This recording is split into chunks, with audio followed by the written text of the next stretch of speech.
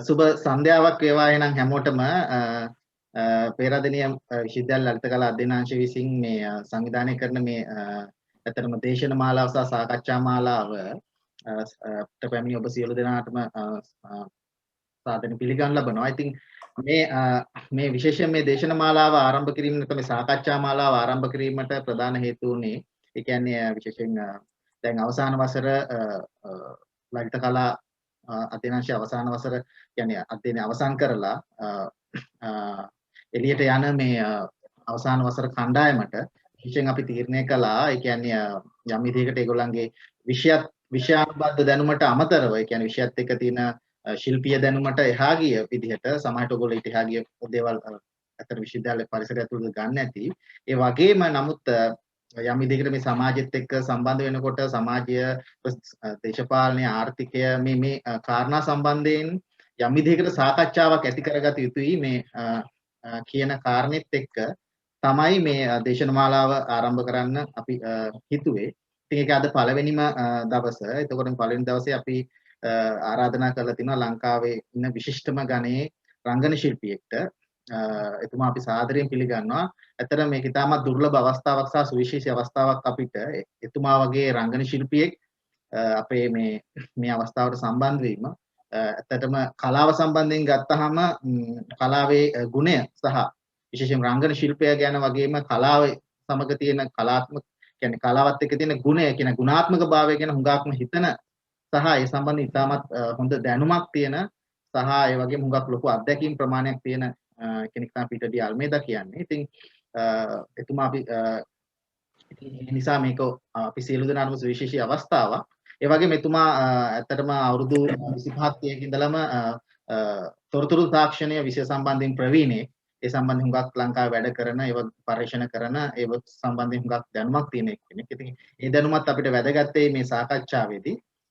ඉතින් මම එතුමාව සාදරයෙන් පිළිගන්න ලබනවා මේ අවස්ථාවට සහ අපේ විදේශනයේ අපේ සාකච්ඡාව ආරම්භ කිරීමට ප්‍රථම මම කැමතියි මේ සියලුම දේවල් පිටිපස්ස අපිට ඇත්තටම සහයෝගය දුන්න සහ අපේ මේ වැඩේ මේ විදිහට සාර්ථක කරගන්න අපිට හැම වෙලේම පහසුකම් සපයලපු සහ අදහස් ප්‍රකාශ කරපු සහ හැම දෙයක් අපිට ඇත්තටම හුඟ ලොකු සහයෝගයක් දුන්න මේ අපේ අධිනාංශ ප්‍රධානී සුදේශ් මන්තිලක මහතාට ડોક્ટર සුදේශ් මන්තිලක මහතාට වචන ස්වල්පයක් ප්‍රකාශ කරලා අපිට පස්සේ කෙලින්ම අපේ සාකච්ඡාවට යමු. ස්තුතියි ශමිල. ඇත්තටම මම මෙතනදී ලොකු අදහස් ප්‍රමාණයක් ප්‍රකාශ කරන්න මේ කාලය ගන්නෙ නෑ. මට ඇත්තටම මුලින්ම මට අවස්ථාව ගන්න ඕන මේ පීටර් ඩී අල්මේදා මහත්මයාට ස්තුති කරන්න. දැන් ඇත්තටම අපි මේ දේශනමාලාව සංවිධානය කරනකොට අපිට ආපු අවශ්‍යතාව තමයි අපි මේ රාජ්‍ය විශ්වවිද්‍යාලයක් විදිහට ලලිත කලාව උගන්වන ආයතනයක්. හැබැයි මේ ආයතනය ඇතුළේ විද්‍යාර්ථීන් ඇවිල්ලා අවුරුදු 4ක් විතර කාලයක අධ්‍යාපනය ලබනවා. හැබැයි අපි දන්නවා මේ අධ්‍යාපනය කියන එක අපි ඇත්තටම ප්‍රමාණවත් නැහැ. ඒම අපිට කොහොමද අවුරුදු 4කින් අපිට කොච්චරද කවර් කරන්න පුළුවන්. ඒතර අපි මොනවද කවර් කරන්නේ? ඒතර අපිට තෝරා ගැනීම කරන්න වෙනවා. මොනවද අපේ සිලබස් වලට ඉන්ක්ලූඩ් කරන්නේ? ඒවා ගැන නිරන්තරයෙන් අපි මේ සාකච්ඡාවක ඉන්න අවශ්‍යයි, ප්‍රශ්න කරන්න අවශ්‍යයි. ඒක නිසා අපිට දැනෙච්ච දේ තමයි මේ අවසන් වසර දැන් මේක මූලික වශයෙන්ම මේක යොමු වෙන්නේ අපේ මෙතනින් අවසන් වෙලා යන විද්‍යාර්ථීන්ට. දැන් ඔවුන් දැන් විශ්වවිද්‍යාලයේ පිට වෙන්න ඔන්න මෙන්න ඉන්න අවස්ථාව. ඉතින් ඔවුන් වෙනුවෙන් අපිට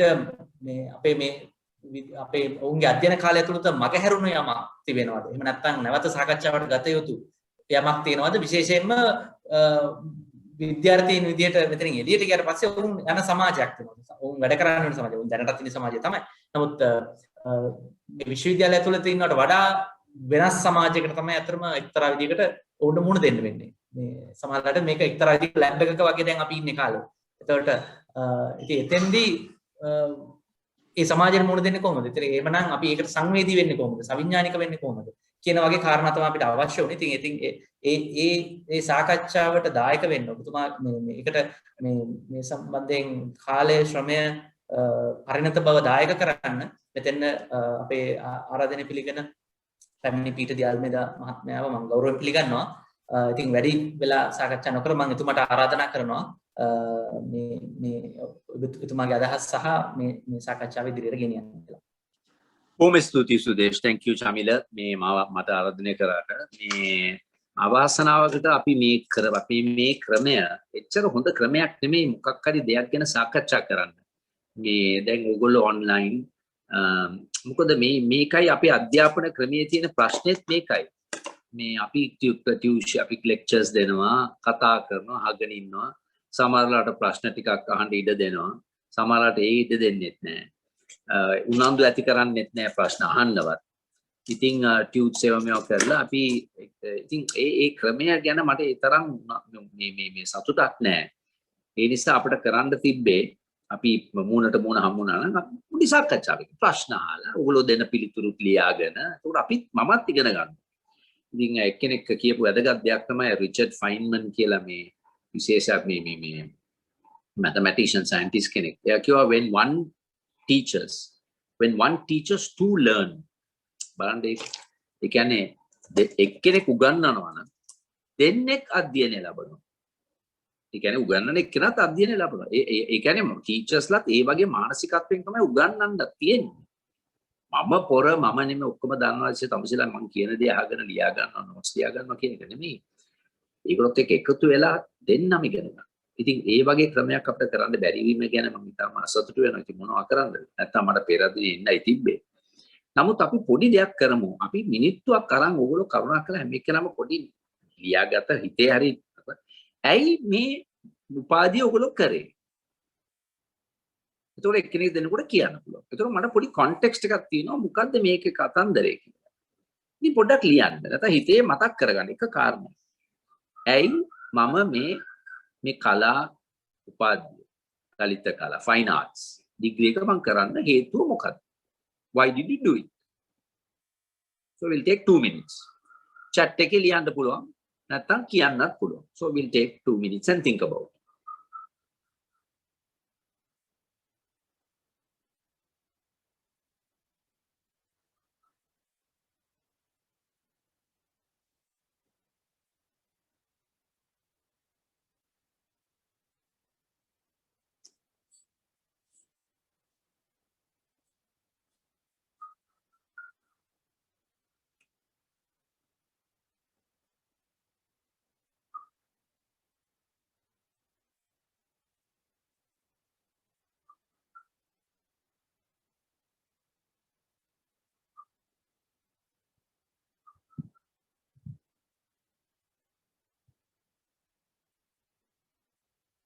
හරි.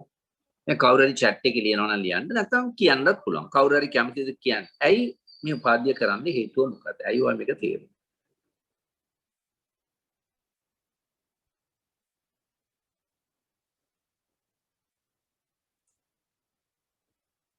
කවුද කැමති ඉස්සලාම මොකක් හරි අදහසක් ඉදිරිපත් අපේ ස්වණං කාට හරි කියන්න පුළුවන් ආමියා දැන තෝසලා ඉන්නේ කියන්න.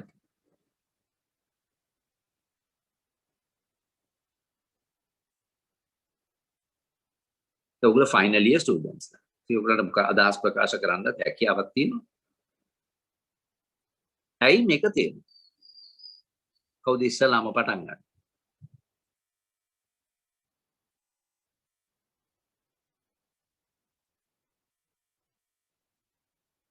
එක්කෙනෙක් හරි කියන්න නැත්නම් මේක ඒ තරම් හොඳ සාකච්ඡාවක් වෙන එකක් නෑ.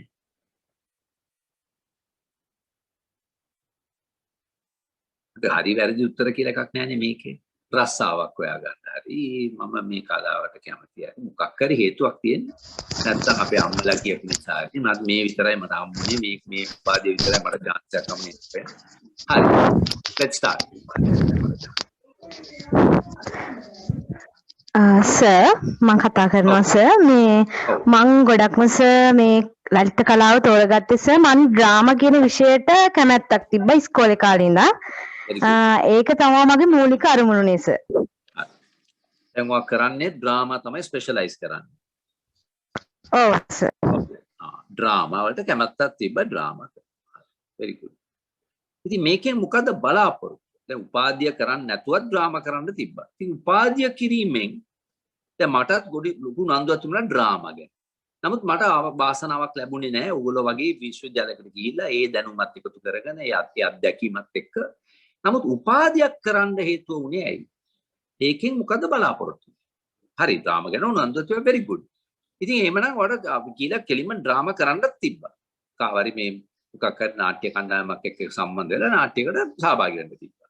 නැත්නම් ඩිරෙක්ට් කරන්න තිබ්බ නාට්‍ය. ඉතින් ඔයා උපාධිය කිරීමෙන් මොකද බලාපොරොත්තු වෙන්නේ?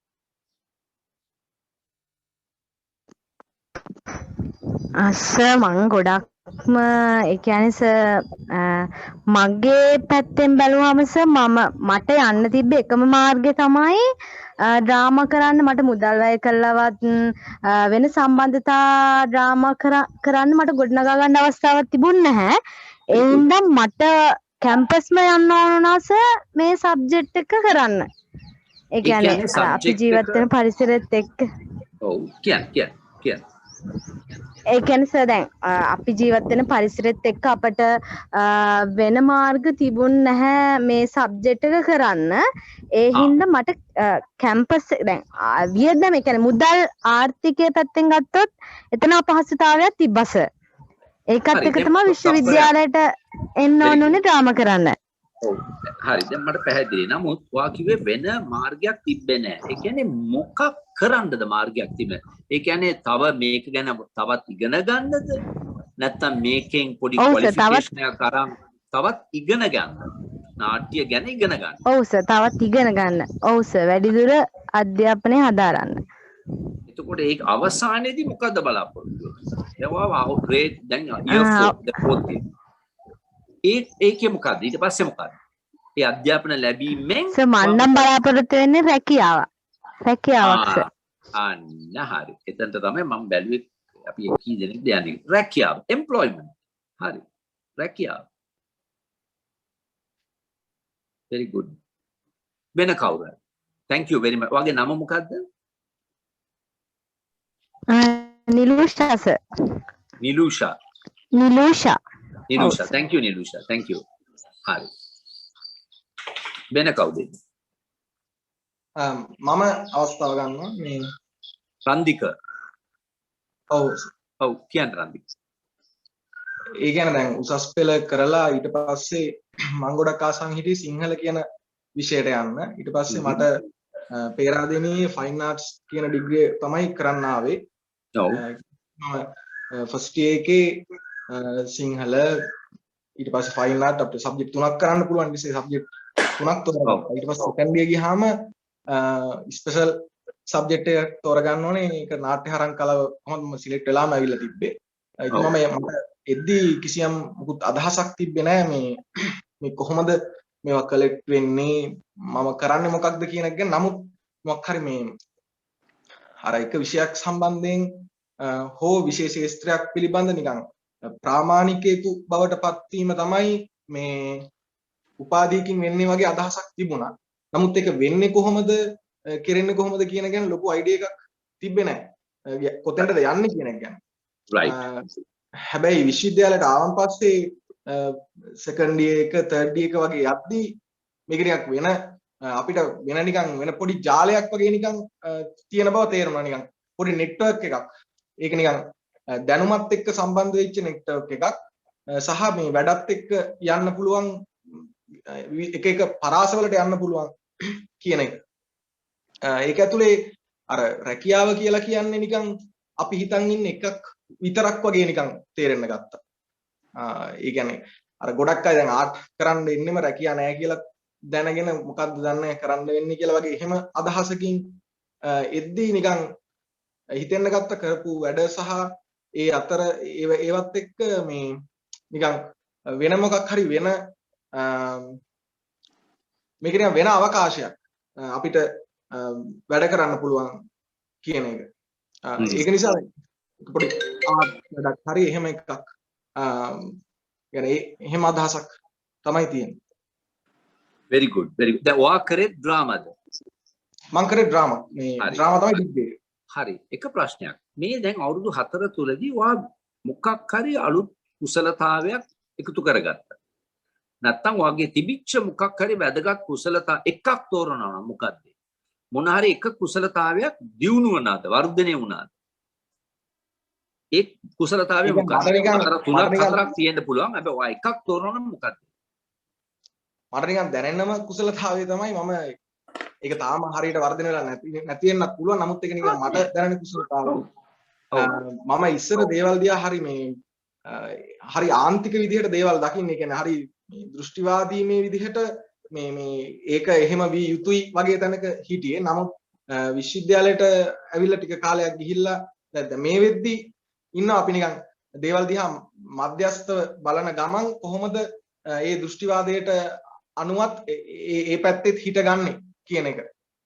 ඒ තින්කින් එක හදාගන්නේ කොහොමද කියන එක. ඒ කියන්නේ අපි ගොඩක් වෙලාවට මේ විදි බෙදිලා තියෙනවානේ සම්ප්‍රදාය සහ මේ නූතනේ එහෙම බෙදිලා එක එක විදිහට බෙදිලානේ වැඩ කරන්නේ. එහෙම වැඩ කරන සමාජයක කොහොමද? එතන තමයි මට ටිකක් දැනෙන තැන. touch වෙන තැන. Very good. Thank you Ranvik. වෙන කවුරු හරි තව එක්කෙනෙක් දෙන්නෙක් අපි බලමු. Sir, Yes. sir මම කවින්ද්‍යා. කවින්ද්‍යා. Yes කවින්ද්‍යා. දාසින් තමයි ස්පෙෂල් ඩිග්‍රී එක විදියට කරේ. Dancing. ඔව්. මම ඇත්තටම මේ උපාධිය කරේ මම පොඩි කාලේ ඉඳන් මේ ඩාන්සින් වලට කැමතියි. මම අවුරුදු 3 ඉඳන් තමයි පටන් ගත්තේ ඩාන්සින් කරන්න. Wow. ඉතින් මේ වෙනකම්ම මම ආසාව නිසා මේ ස්ටෙප් බයි ස්ටෙප් ඉතින් මම ඉම්ප්‍රූව් කරගෙන එනවා. ඉතින් මේ මට ආසාවක් තිබුණා මම පොඩි කාලේ ඉස්කෝලේ වලින් ලැබපු අත්දැකීම් මම බාහිර ඉගෙන ගත්තාම ලැබපු අත්දැකීම් වලින් මට හිතුණ දෙයක් තමයි ලංකාවේ පොදුවේ ලංකාවේ කලාවට තියෙන තැන එකක්. අනිත් එක තමයි මේ කියන්නේ ලංකාවේ කලාව කරනවා කියලා කිව්වහම කට්ටි හිතන විදිය. ඒ කියන්නේ ඒ අත්දැකීම් ඇත්තටම ඒ අත්දැකීම් පස්සේ පිට රටවල ඒ අහන දේවල් ගත්තාම කලාවට තියෙන තැන ඒත් එක මට අවශ්‍ය වුණා නර්තනයේ පැත්තෙන් හරි මම කවදා හරි නැහැ ලංකාවේ මේ මට 100% කරන්න බැරි වෙයි නමුත් මට දායකත්වයක් හරි ලබා දෙන්න පුළුවන් නම් අනිවාර්යෙන් කරනවා කියන ඒ බලාපොරොත්තුව තිබුණා ලංකාවේ කලාවට මේ කියන්නේ ඒක හරිම නැරෝ මයින්ඩ් විදිහට හිතන්න නැතුව ඒකත් හරිම වටිනා කියන මිනිසුන්ට අත්‍යවශ්‍ය දෙයක් කියන දේ මත ඒක තියෙන වටිනාකම දනවන්න මට දෙයක් කරන්න පුළුවන් නම් ඒක කරනවා කියන බලාපොරොත්තුව තිබුණා. ඉතින් ඒක තමයි මම ඉස්සරහටත් බලාපොරොත්තු වෙන්නේ. මම පොඩි කාලේ ඉඳන් ආසයි. ඒ නිසා ගොඩක් තියෙනවා. ඒක කෙටියෙන් කියන්න අමාරුයි. ඒක තමයි. ඔයාගෙත් මම අහන්න තියෙන ප්‍රශ්නයයි. දැන් ඔයා මොකක් හරි කුසලතාවයක් ස්කිල් එකක් ඩෙවලොප් කරා නම් මේ අවුරුදු 4 තුලේදී අලුත් ස්කිල් එකක් මොකක්ද ඒ? ඔව්සර් මම ගොඩක් මගේ ස්කිල් මේ මම දන්නේ මට එක දෙයක් තෝරනවා. එක දෙයක් වැදගත් කියලා හිත තෝරනවා. වැදගත් දේ තමයි මම මේ කැම්පස් එන්න කලින් ඩාන්සින් ගැන හිතන් හිටපු ඒ කියන්නේ නැරෝ ගති කියන්නේ හරිම පොඩි දෙයක් පොඩි ධාරාවකින් තමයි මම හිතුවේ. හැබැයි කැම්පස් එකට ආවට පස්සේ විවිධ ශේෂ්ත්‍ර ඒක ඔස්සේ තව කොහොමද හිතන්න පුළුවන් පැති වගේ ගොඩක් ලොකු දැනුමක් ලබා ගන්න හම්බුණා ඇත්තටම කැම්පස් එකට ආවට පස්සේ. ඒ වගේම ඒ වගේම සර් ඩාන්සින් වලට අමතරව මම පෙරදිනිය කැම්පස් එකේ ඩිග්‍රී එක කියන්නේ ඇප්‍රීෂিয়েට් කරන්න ඕනේ. මම අවසන් වසරේ ඩිස්ට්‍රික්ට් විදියට ඇත්තටම මේ ඩාන්සින් විතරක් නෙමෙයි අනිත් හැම කලා අංගයක් පිළිබඳවම ලොකු න්‍යායාත්මක ගැඹුරු දැනුමක් ලබා ගන්න පුළුවන්. ඒකෙන් ඔයාගේ ඩාන්සින් පැත්තට මොකක් හරි එකතු වුණාද? මට එතකොට අනිත් දැනුමත් එක්ක මම හිතනවා මේ දැනුමත් එක්ක you appreciate dancing better. ඔව් අනිවාර්යෙන් හම්බුණා. මම කැමති තව ටිකක් අදහස් ගන්න නමුත් දැනටමත් මිනිත්තු දැන් මම හිතන්නේ 14ක් විතර ඉවරයිනේ. එතකොට මම කතා කරන්න හිටියේ පැය භාගයක් ඊට පස්සේ ප්‍රශ්න. අපි ප්‍රශ්න තුලින් තව අදහස් කතා කරමු. දැන් මම කතා කරන්න ගියෙත් මේ විෂය ගැන මේක ඉතාම පුළුල් විෂයක් නේ. ඉතින් මම දන්න දේ තමයි මම කතා කරන්නේ. මොකද මම ආර්ට් ගැන නෙමෙයි කතා කරන්න මම බලාපොරොත්තු වෙන්නේ. හැබැයි කරුණු තුනක් ගැන. එකක් තමයි මේ අපේ මේ මිස්ටර් සුදේශ් කිව්වා අධ්‍යාපනය ලබන්නයි අපි එන්නේ. අධ්‍යාපනය. තියා කිව්වා ඒකේ තියෙන challenges මොකද්ද කව කරන්නේ මොකද්ද උගන්වන්නේ. ඉතින් අපි අධ්‍යාපනය කියන වචනේ ගැන පොඩ්ඩක් මතක් කරගමු. මොකද මේ අයින්ස්ටයින් කිව්වා අධ්‍යාපනයේ පරමාර්ථය කරුණු ඉගෙන ගැනීම නෙමෙයි. සිතීමට මනස පුහුණු කිරීම. The purpose of the goal of education is not the learning of facts, but the training of the mind to think. ඒක තමයි අධ්‍යාපනය. ඒක පළවෙනි දේ. ඉතින් මම ගොඩක් සතුටු වුණා මේ රන්දිකයි කවින්දයයි දෙන්නම කිව්වා මේ විශ්වවිද්‍යාලය ආවට පස්සේ අපට පොඩ්ඩක් කල්පනා කරන විදිය වෙනස් වුණා. ඒක හරිම වැදගත්. හරිම වැදගත්. අපි වෙන දෘෂ්ටි කෝණ වලින් ප්‍රශ්න දිහා බලන්න පටන් ගත්තා. ඩාන්සින් උත් මම පටන් ගත්තා. ඒක අනිත් කලාවත් එක්ක කොහොමද සම්බන්ධ වෙන්නේ කියලා පොඩි මනස පොඩ්ඩක් පුළුල් වුණා. දෙවෙනි දේ තමයි ඒකත් අයින්ස්ටයින් කියපු දෙයක්. Imagination is more important than knowledge. දැනුමට වඩා පරිකල්පනය තමයි වැදගත් වෙන්නේ. ඒකත් දැන් විශේෂයෙන් කලා ක්ෂේත්‍ර අපි හිතනවා. අපි පුහුණු වෙන්නේ පරිකල්පනය කරන්නයි. දැනුම ලබා ගන්න විතරක්ම නෙමෙයි. ආර්ට් ගැන දැනුම ලබා ගන්නත් ඕනේ. නමුත් ඊට වඩා පරිකල්පනය පැත්තට උනන්දුව දෙනවද විශේෂයෙන් කලා ක්ෂේත්‍රය. තුන්වෙනි කාරණය තමයි මේ රැකියාවත් එක්ක තියෙන සම්බන්ධය. මොකද අපේ මේ ඉස්සලාම කතා කරපු නිලුෂා අපි ස්තුතිවන්ත වෙනවා. යා මේ සාකච්ඡාව පටන් ගන්න ස්ටාර්ට් එකක් දුන්නාට මේ IBM සහ IBM දන්නවනේ තාක්ෂණ තාක්ෂණ සඳහා විශාල කම්පැනියක් IBM සහ Price Waterhouse Coopers කියලා කන්සල්ටිං මේ ලෝකයේ හතරෙන් එකක් Price Waterhouse Coopers PwC කියලා තමයි කියන්නේ. ඒගොල්ලෝ මේ සර්වේ එකක් කරා. මේ ලෝකයේ මේ CEOs 3000ක සර්වේ එකක්. ඒගොල්ලෝ අහපු ප්‍රශ්නයක් තමයි අපි මේ අනිශ්චිත අනාගතයට මුහුණ දෙනකොට when we are facing an uncertain future ඕගොල්ලෝ මිනිස්සු බඳ ගන්නවන රස්සාවට මොන වගේ කුසලතාවද ගැනද විශේෂයෙන් උනන්දු වෙන්නේ. ඒතකොට ඒගොල්ලෝ කිව්වේ නෑ ඩිග්‍රී MBA PhD ඒවා හරි වැදගත්. මම කියන්නේ නෑ ඒක වැදගත් නෑ කියලා. ඒ දැනුම ඒ අධ්‍යාපනය හරි වැදගත්. නමුත් ඒගොල්ලෝ කිව්වේ විශාල වශයෙන් කියපු කරුණු දෙකක්. නිර්මාණශීලීභාවය සහ ගැටලු විසඳීමේ තියෙන හැකියාව. ඔන්න තුන්වෙනි වචන. නිර්මාණශීලීභාවය සහ ගැටලු විසඳීම. එතකොට පරිකල්පනය, සිතීම, මනස වර්ධනය කර ගැනීම, thinking, imagination, thinking, creativity. ඔය තුන තමයි ඕනෑම රස්සාවක්වත් කරනවා නම් දැන් අපි විශේෂ තැනක් ගන්නවා නම් අපි විශේෂ දායකත්වයක් දෙන්න යනවා නම් අපි වැඩ කරන ස්ථානයට හරි අපි කරන කලා ක්ෂේත්‍රය හරි ඔය කුසලතා තුන තමයි මගේ කල්පනා හැටියට තාමත්ම වැදගත් වෙන්නේ. විශේෂයෙන් මේ වගේ අනිශ්චිත අනාගතයක අපි මුණ දෙන්න බලන්න අද පවතින තත්ත්වෙ බලන්න. විශේෂයෙන් කලා ක්ෂේත්‍රයෙන් මතුවෙන දැන් මම කලා ක්ෂේත්‍රයේ ඉඳලා මම දන්නවා කලා ක්ෂේත්‍රයේ ඉඳලා කොයි තරම් අමාරු ජීවිතයක්ද ගත කරන්නේ. දැන් අරවා කියපු වැදගත් දේ කවින්දයක්. මේක වැදගත් දෙයක් නේ අපි සමාජයට දෙන්නේ. හැබැයි මොන තරම් සැලකීමක් තියනවද මේකට? බැංකුවේ කියලා වැඩ කරොත් ඌට ඊට වැඩිය සල්ලි හම්බ වෙනවා. මමත් බැංකුවේ පටන් ගත්තා වැඩ කරන්න. මට හම්බුනේ රුපියල් 485යි. නමුත් ඒක අනිත් පැත්ත එක සංසන්නකොට ලොකු මේ පඩියක්. නමුත් කලාව කරන අයට මොකද්ද හම්බෙන පඩිය? ඒවා කියපු වැදගත් දෙයක් අපේ සමාජයේ දියුණුවට ඉතාමත්ම වැදගත් වෙන දෙයක් තමයි කලාව. ඒ නිසා ඉස්සර මේකට මේ ඉංග්‍රීසියෙන් කියනවා patrons ලයිටියා කියලා. ඒකට මොකද්ද කියන්නේ සිංහල වචනේ? මොකක්ද ඒ වචනේ? අනුග්‍රහයකයෝ හිටිය. ඩා වින්චි. එතකොට අතන ඉතාලි වල මෙඩිචි කියන නගරේ ඉන්න අර මේ විතර පොසත් මිනිහා කියනවා ඩා වින්චිට උඹවිලා මේක අඳපන්. නමුත් එයාට අයිඩියා එකක් දෙනවා මට මේ වගේ දෙයක් තමයි ඕනේ. Michael Angelo. එයා ගිහලා සිස්ටීන් චැපල් එක අඳිනවා. රජවරු අපේ ලංකාවේ. දැන් කො patronage of the arts එහෙම එකක් නැහැ. ආණ්ඩුවෙන් කරනවා දෙයක. ඉතින් ඒකට වටිනාකම අගයක් නැහැ.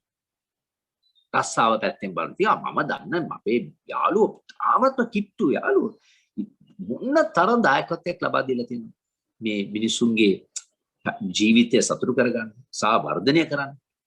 නමුත් ඒගොල්ලෝ මේ එන්න වයසට ගියාම ඒගොල්ලන්ට හම්බෙන චරිතත් අඩුයි. පෙන්ෂන් එකක්වත් නැහැ. අන්තිමට මොන තරම් අමාරු ජීවිතයක්ද ගත කරන්නේ. ඉතින් මේ කුසලතා ගැන කතා කරන්නේ මම ලෑස්ති වුණා. දැන් අපේ අධ්‍යාපන ක්‍රමයේ ගත්තාම අපේ අවාසනාවකට මේ කුසලතා තුන සම්පූර්ණයෙන් නැති කරලා දානවා අපේ පාසල් ක්‍රමයේ. නිර්මාණශීලීභාවය, නිදාසේ සිටීමේ හැකියාව, ගැටළු විසඳීමේ නිර්මාණශීලීභාවය. ඇයි පටන් ගන්න ශිෂ්‍යත්වය කටපාඩම් කරපන්. ඉගෙන ගනින්. දැන් මම සාමාන්‍යයෙන් මේ ප්‍රශ්නේ ඔයගොල්ලෝ හිටියනම් මම අහනවා කී දෙනෙක් ශිෂ්‍යත්වය කරාද? ඔයගොල්ලෝ හැම දෙනා වගේම අත උස්සයි. ඒතර මම අහුවා කී දෙනෙක් නියමට ශිෂ්‍යත්වය එන්ජොයි කරාද කියලා 4-5 දෙනෙක් අත උස්සයි. ඉතින් කමාර එන්ජොයි කරා ඒක. විශාල වැඩි පිරිසකට මේක ඉතාමත්ම දරුණු පීඩනයක්. ඉතින් එතනින් තමයි ගේම පටන් ගන්න. නිර්මාණශීලීභාවය වැඩක් නෑ ඉතින්. තමුසෙට තියෙන්නේ මේක පඬිතයා වෙන්න එපා. දැන් මමත් අර A level fail වුණෙත් ඒකනේ. මම ප්‍රශ්න අහනවා මාස්ටර්ගෙන්. මේ මම සයන්ස් කරේ මේ ඉලෙක්ට්‍රෝමැග්නටිසම් හරි අර මේ ක්වොන්ටම් මෙකැනික්ස් කියලා තියෙනවා ෆිසික්ස් වල මැක්ස් ප්ලාන්ක් උට මාස්ටර් කිව්වා පීටර් තමුසෝ පඬිත ප්‍රශ්න අහලා තමුසෝ ෂුවර් එකටම ෆේල් වෙනවා ආම ඒ මනුස්සයා කිව්වා වගේ හරියට හරි ෆිසික්ස් ෆේල් ඉතින් ඒ වලට ඉඩ දෙන්නේ නැහැ ඒකට දොස් කියන්නේ නැහැ කටපාඩම් කරලා ලියන්න නිර්මාණශීලී බව ආර්ට් ගන්න ඉස්කෝලේ ආර්ට් උගන්වන්නේ තරුණ විදියට බැනලා කියලා දෙනවා මෙහෙමයි අඳින්න තනකොළ කොළ පාටයි බූරුවා උඹ තනකොළ ගිහිල්ලා දැම්මද උඹ මේ පින්ක් පාට තනකොළ කොහෙද තියෙන්නේ අහස කියන්නේ යකෝ නිල් වෙන්න ඕනේ කොළ පාට අහසක් තියෙනවද තියෙන පීඩනේ ආර්ට් කරන්නේ A එකක් ගන්න ඕනේ B එකක් ගන්න C එකක් ගන්න ආර්ට් උත් එපා වෙනවා මිනිස්සු එතනවත් ඒගොල්ලන්ගේ පරිකල්පනය දියුණු කරන්න අපිට අවස්ථාවක් දෙන්නේ නැහැ ළමයි ආර්ට් එක්සෑම් ඒකයි වැඩි. ගැටලු විසඳුම්. මොන ගැටලු විසඳනවද අපි? අනිත් මිනිහට කියන්න එපා මාස්ටර් කතා කරනකොට අනිත් මිනිහ හැවුවොත් තමසේ මොකද කතා කරන්නේ පන්තියෙන් එළියට දාන්න. අරු ආන්නේ මගේ මචං මොකද්ද බං අරු කිව්වේ මට මේ පොඩ්ඩක් මිස් වුණා මේ මොකද. ඉතින් කියලා දෙන එකයි තියෙන්නේ. ඉතින් very good. දැන් පුතා ඔයා මොකක්ද අහපු ප්‍රශ්නේ ආගේ? හරි ඔයා පුළුවන් නම් යාට කියලා දෙන්න. ඒතකොට යාත් ඉගෙන ගන්නවා. ඒ වගේ පරිසරයක් තියෙනවනේ ඉස්කෝලේ මිනිස්සු ගැටලු විසඳන්න. මොන ගැටලුද විසඳන්නේ? ප්‍රශ්නයක් දෙනවා ඒ ගිහලා තනියම කරන්න එකයි තියෙන්නේ. එකතු වෙලා විසඳන්නේ ප්‍රශ්න. ඉතින් ප්‍රශ්න විභාගයක් දුන්නාම 20යි. 20න් 20ක් කමුණ තමයි ස්ටෑන්ඩඩ් එක. 19 18 17 16 ලකුණු 10ක් කමුණ නම් මෝඩයා පන්තිය පැත්තටලා ඉඳපන් උඹට උගන්වන්නට එදී හොඳයි මේ හරකුණට තනකොළ දෙන එක කියලා වයින් කරා. නමුත් ඒ මිනිහට කිව්වා නම් අයිසේ ප්‍රශ්න 20ක් තිබ්බා. අපි 10ක් උඹ 10ක් විසඳුවා. බොහොම හොඳයි. අපි අනිත් 10ත් විසඳුම් මේ එකතු වෙලා විසඳුම් හොයමු. එතකොට අපි උදේම නැගිටලා කෑම එක පැක් කරලා කියන අම්මා අපි පටක් ගාලා මගේ බත් එක උතලා දෙන්න මම අද අපි ප්‍රශ්න විසඳන්න යන්නේ. දැන් මගේ නෑ කෙනෙක් හිටියාගේ පුතා. ඌ දවසක් පත්‍ර මේ අවුරුදු 8 දී ක්වෙස්චන් පේපර් එකක් ගෙනල්ලා කිව්වා අපේ විභාගයක් තිබ්බා. අපි ආව ඇත්තද මොකක්ද කීයක් ලකුණු පත්‍රයේ පෙන්නනවා 1යි හරි 20න් 1යි හරි. හරි සතුටුයි. ඇයි? එකක් හරි මම ගත්තනේ. අන්න ඒ මයින්ඩ්සෙට් එක බලන්න. ඒක ප්‍රවර්ධනය කරන්න පුළුවන්. මොන තරම් වැදගත්ද? ඉතින් මම කියන්නේ පළවෙනි දේ තමයි ඕගොල්ලොත් අපේ පාසල් ක්‍රමෙන් ආපු අය. ඉතින් කොයිතරම් දුරට ඒක ඒ හැකියාවන් බේර ගන්න පුළුවන් වුණාද? බේර ගන්න පුළුවන් වුණාද කියලා මම කියන්නේ අපේ ඉස්කෝලේ ක්‍රමයේ අධ්‍යාපන ක්‍රමයේ. මොකද අපි හිතනවා කලා පැත්තෙන් එන අයවත් සයන්ස් ආර්ට්ස් අනිත් ආර්ට්ස් ඒ ෆිසිකල් ඒවට වඩා ඒගොල්ලන්ගේ නිර්මාණශීලී භාවය ගැන අපිට හිතන්නයි අපිට සමහරවිට හිතන්න පුළුවන් ඒකට වඩා ඒගොල්ලෝ නිර්මාණශීලී වෙනවද කියන එක. ඒක ඇත්තද මම දන්නේ. ඕගොල්ලන්ගේ විශ්වවිද්‍යාල ක්‍රමය තුල මොන වගේ වර්ධනයක්ද ඇති වෙන්නේ? අර ඉමේජිනේෂන් දෙවනුව තමයි වැදගත් අදහසක් මම ඉගෙන මේක ලෑස්ති වෙනකොට මම අලුතින් ඉගෙන ගත්ත දේවල් තමයි එකක් අපි දැන් මේ කලාවේ අරමුණ මොකක්ද? What is the purpose of art? ඒකේ කොටස් දෙකක් තියෙනවා. එකක් සමාජ විඥානය පැත්තෙන් දාර්ශනික පැත්තෙන් වෙනම දෙයක්. සරල විදියට හැවුවනම් මේක එක අදහසක් මම ඉගෙන ගත්ත දෙයක් තමයි අලුතෙන් ඉගෙන ගත්ත දෙයක්. Art is not the purpose of art is not to produce a product. භාණ්ඩයක් නෙමෙයි මොකක් හරි නිෂ්පාදනය කිරීම නෙමෙයි ආර්ට් වල තියෙන කලාවේ තියෙන අර පරමාර්ථය. The purpose of art is to produce thinking. එතන සිතීම ගැනයි කියන්නේ. චින්තනය සිතීම නේ. The purpose of art is to produce thinking. ඒක උගලගේ විශ්වවිද්‍යාල ක්‍රමය තුල කොයිතරම් දුරට උගල වර්ධනය කරාද?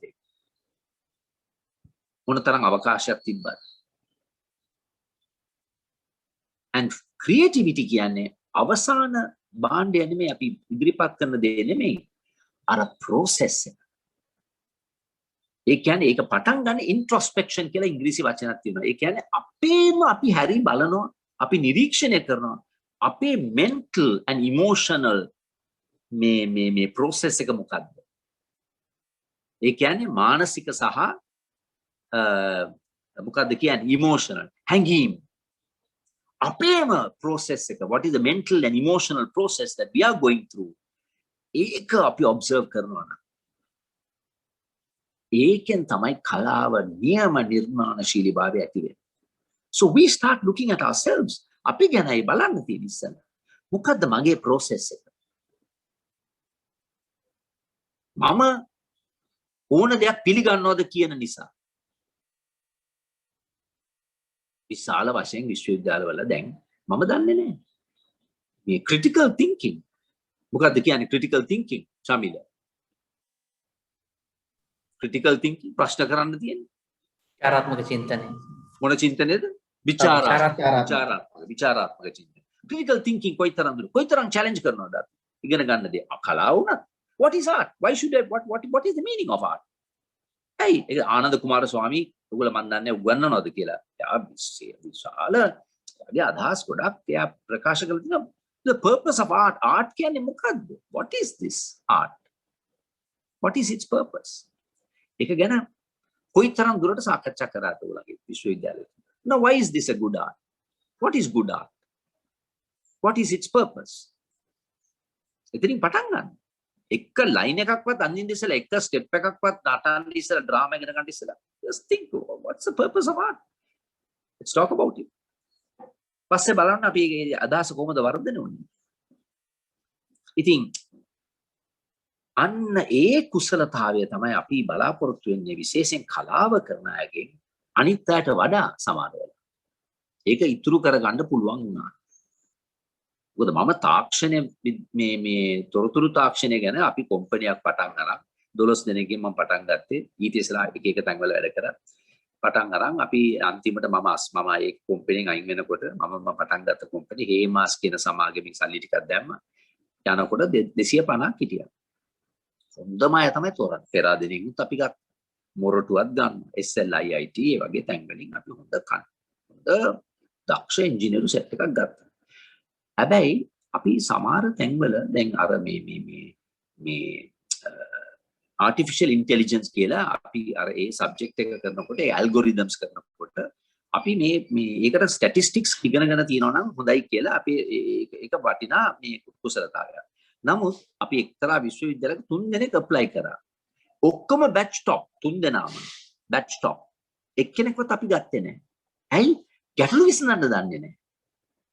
ඒගොල්ලන්ට කිව්වොත් අර රිග්‍රෙෂන් කියලා දෙයක් තියෙනවා මැත්ස් වල. ඒක පාවිච්චි කරන්න කියලා කිව්වොත් නියමට වැඩේ දෙනවා. නමුත් අර කල්පනා අර ගැටලු විසඳීමේ හැකියාව මේ ප්‍රශ්නෙට මම මේකයි යොදවන්න ඕනේ කියන ඒ දක්ෂතාවය නැහැ. ඒ නිසා මම නම් ගන්නකොට විශේෂයෙන් කලා ශාස්ත්‍රය ගැන පොඩි උනන්දුවක් තිබ්බා මට ඒගොල්ලෝ ගැටලු කරගන්න.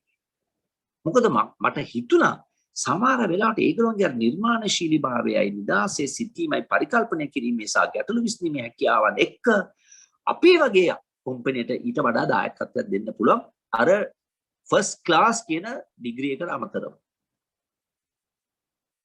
ඉතින් ඒකයි මම මගේ අදහස ඇති ඉදිරිපත් කරන්න කැමති. අද එතරම්යි මම නවතින්න කැමති. ඒකයි කල්පනා කරන්නේ. කොයි තරම් දුරට අපි ඔය කර්ම තුන ගැන උනන්දු වෙනවා. මොකද රැකියාවක් වුණත් මේ නිලූෂා වැඩකට ගියත් ඔයාගේ ඩිග්‍රී කොලේ උස්සගෙන යන එක නෙමෙයි වටින්නේ. ඔයා අර තුනෙන් එකක්වත් ඔයා ගේනවද මේ කම්පැනි ඇතුළට? පරිකල්පනය කිරීම. නිදාසේ සිටීම, සහ ගැටලු විසඳීම නිසා නිර්මාණශීලී බව. So that is the thing.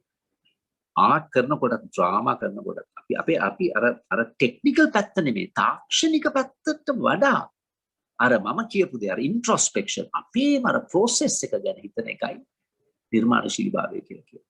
කොයිතරම් දුරට අපි ඒකට අපි කාලය ගත කරනවා. So it's not the end product. අර creativity කියන්නේ අර process එක. කොහොමද වර්ධනය කරන්නේ මේ අදහස? How you දැන් මම අර කූම්බියෝ කියන නාට්‍ය කරන්නේ. පොඩි උදාහරණයක් ගන්න. නැත්නම් තේරෙන්නේ නැහැ. කූම්බියෝ නාට්‍යෙදි මට තිබුණේ අන්තිම කොටස් තුනේ පොඩි කොටසක්. අයි කොටස් 57ක්. ඉතින් 56ක්. ඉතින් පොඩි කොට වැදගත් චරිතයක්.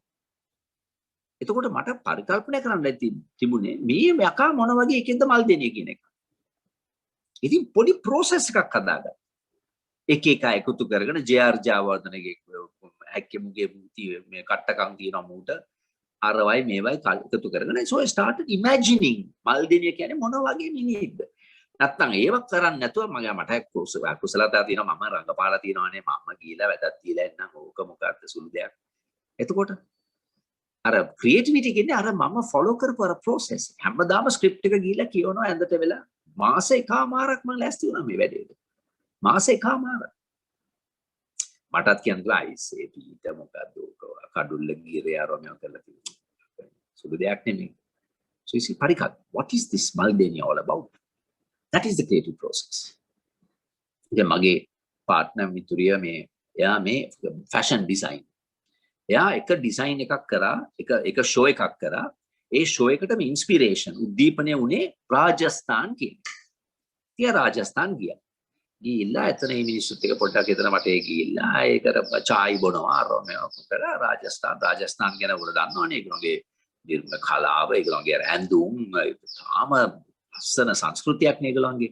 ඒගොල්ලෝ අඳින ඉයරින්ග්ස් ජුවල්රි කොලර් ඔක්කොමත් එක්ක ඇවිල්ලා දැන් යා හදනවා කලෙක්ෂන් එකක්. කලෙක්ෂන් අන්තිමට තියෙන්නේ කලෙක්ෂන් එකේ අර මේ ෂෝ එකේ පෙන්වන්නේ ඇඳුම් 22යි.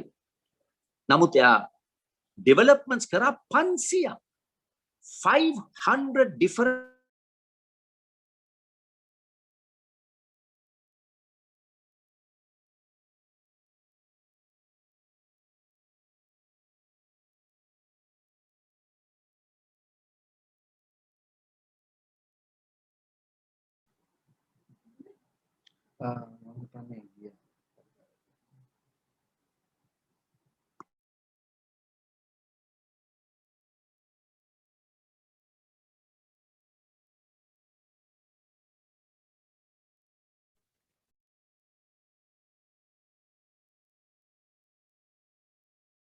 මං හිතන්නේ එකපාරටම සිග්නල් මොන හරි වුණා නේද?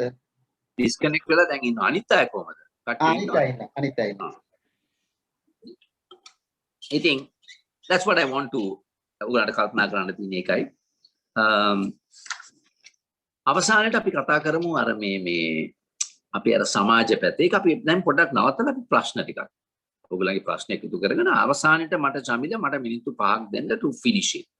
එතකොට මම තව පැත්තක් ගේන්නම්. හරි. දැන් නවත්තලා අපි ප්‍රශ්න.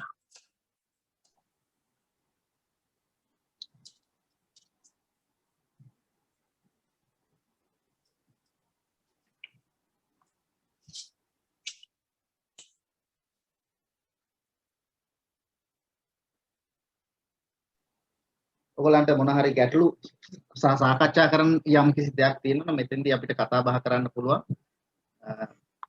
මේ අපි දැන් මේ සාකච්ඡා කරපු කාරණා ඔස්සේ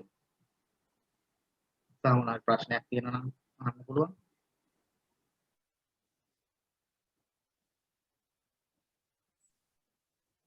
මම මේ අපේ විද්‍යාර්ථීන්ට උනන්දු කරනවා මේ වෙලාව පාවිච්චි කරන්න කියලා මේ ප්‍රශ්න අහන්න තියෙන වෙලාව මේ මොකද මේ පීටර් අල්මේදා මහත්මයා ඉදිරිපත් කරපු කාරණා එක පැත්තකින් අනිත් පැත්තෙන් ඔහු කලාකරුවෙක් විදිහට පුරවැසියෙක් විදිහට ඔහුගේ ජීවිතයක් තියෙනවා ඒක අපි දකිනවා. එතකොට ඒ සම්බන්ධයෙන් හරි එතකොට මේ ඔබට අහන්න තියෙන ප්‍රශ්නයක් අහන්න තියෙන අවස්ථාවක් මේක. ඉතින් ඒක නිසා ඒක ගන්න කියලා මම ඔයාලට කියනවා. අදහසක් වුණත් ඉදිරිපත් කරන්න. මේකට ප්‍රතිවිරුද්ධ අදහසක් වුණත් කමක් නැහැ. ඒතකොට අපිට මොකක් හරි මේක සාකච්ඡාවේ යම් කිසි දෙයක් එකතු වෙනවනේ.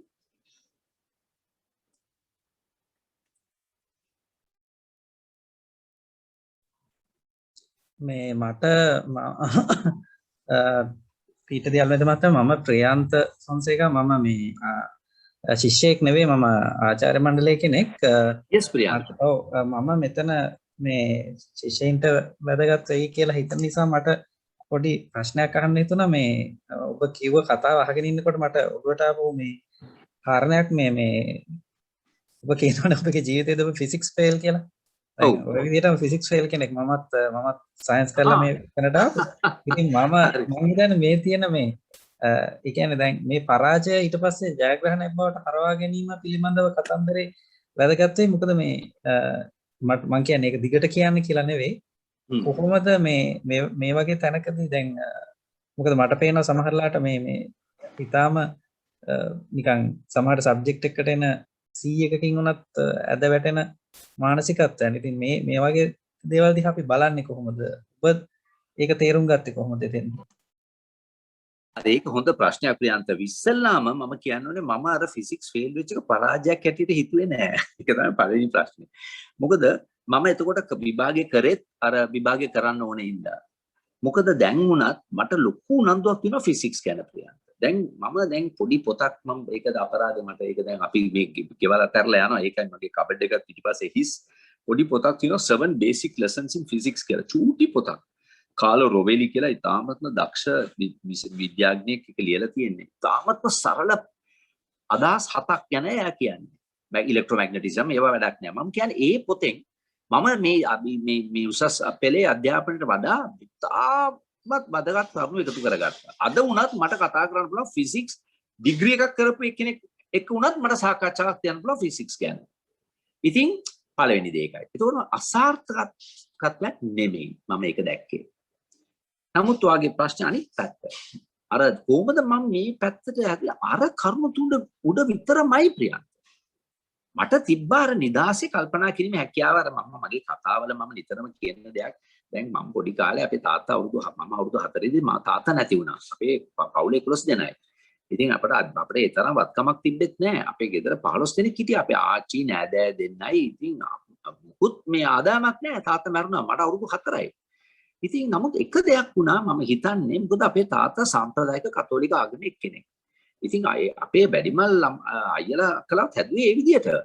ඉතින් මට හිතුණා එක විතර විදියකින් එයා නැති වෙච්ච එකෙන් මට මගේ නිදහසේ කල්පනා කිරීමේ හැකියාව වැඩි වුණා. මොකද මගේ ඔළුවට අදහස් දැම්මේ නැහැ. මෙහෙමයි ලෝකේ හැදුනේ දවස් 7න් කතෝලික බයිබලෙන් එහෙමනේ කියන්නේ. පළවෙනිදා ඉර ඊට පස්සේ අනිත් එක ඒවා මේවා මිට හඳ අරෝ මේවා අල්කොලා කොහොම සරල කතාවක් ඉතින් පොඩියට හොඳයි ඉතින් දන්නේ නැති අය ඒ දවස්වල ඉතින් මෙහෙමයි ලෝකේ හැදුනේ හරි. නමුත් සමහර අය 100% විශ්වාස කරනවා. මේ එවොලියුෂන් පරිණාමය ගැන මොකද ඒගොල්ලෝ පිස්සුදයිසේ ඒවා තමුසේගේ මොලේ හොඳ නැද්ද? ඉතින් අර ඒක විතරයි මට තිබුණේ. අර කියුරියොසිටි කුතුහලයක් ඇති වුණා. ඒකේ නිදාසේ කල්පනා කිරීමෙන් කියුරියොසිටි. තාක්ෂණ විද්‍යාව ගැන කිසිම උපාධියක් නැහැනේ ප්‍රියන්ත මට. මම කොහොමද මේ කම්පැනි නවත්තු කරේ? මම කතා කරනවානේ තාක්ෂණය ගැන ඒගොල්ලොත් එක්ක. ඒ කියන්නේ හරියට මේ ප්‍රශ්නේ විසඳන්නේ කොහොමද එහෙම නෙමෙයි. නමුත් තාක්ෂණය ගැන කතා කරන්න මට පුළුවන්කමක් තියෙනයි මේ කුතුහලයක් තියෙනවා හොයාගන්න පුළුවන්. දැන් ඉන්ටර්නෙට් එකේ මොකද්ද හොයාගන්න බැරි. ඉතින් මට අවශ්‍ය ප්‍රමාණයට මම හොයා ගන්නවා. ඊට වඩා ඩීප් යන්න ඕනේ නේ. ඒකට විශේෂඥයෝ ඉන්නවා. ඉතින් අර කුතුහලය තමයි තියෙන්නේ. ඉතින් අර නිර්මාණශීලී භාවයත් ඇති වුණා. මොකද මං නිදාස හැදෙනකොට මම නාට්‍ය කරනවා, සින්දු කියනවා. හොඳ වාසනාවට අපේ විශිෂ්ටත්වය තිබ්බේ.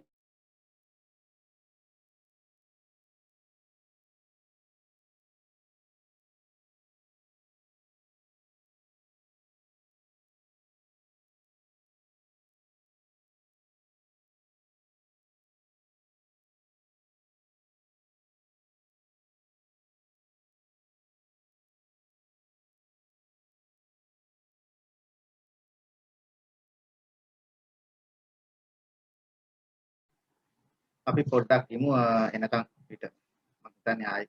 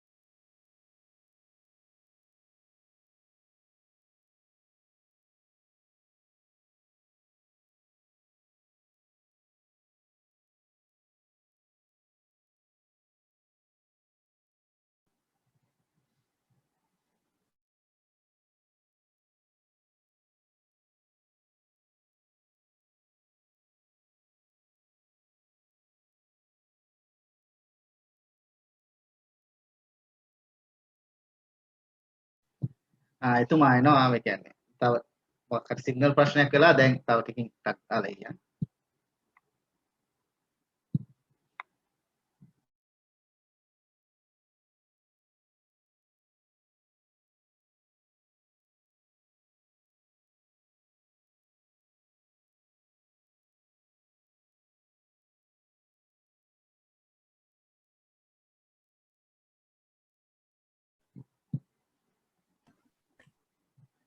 හරි.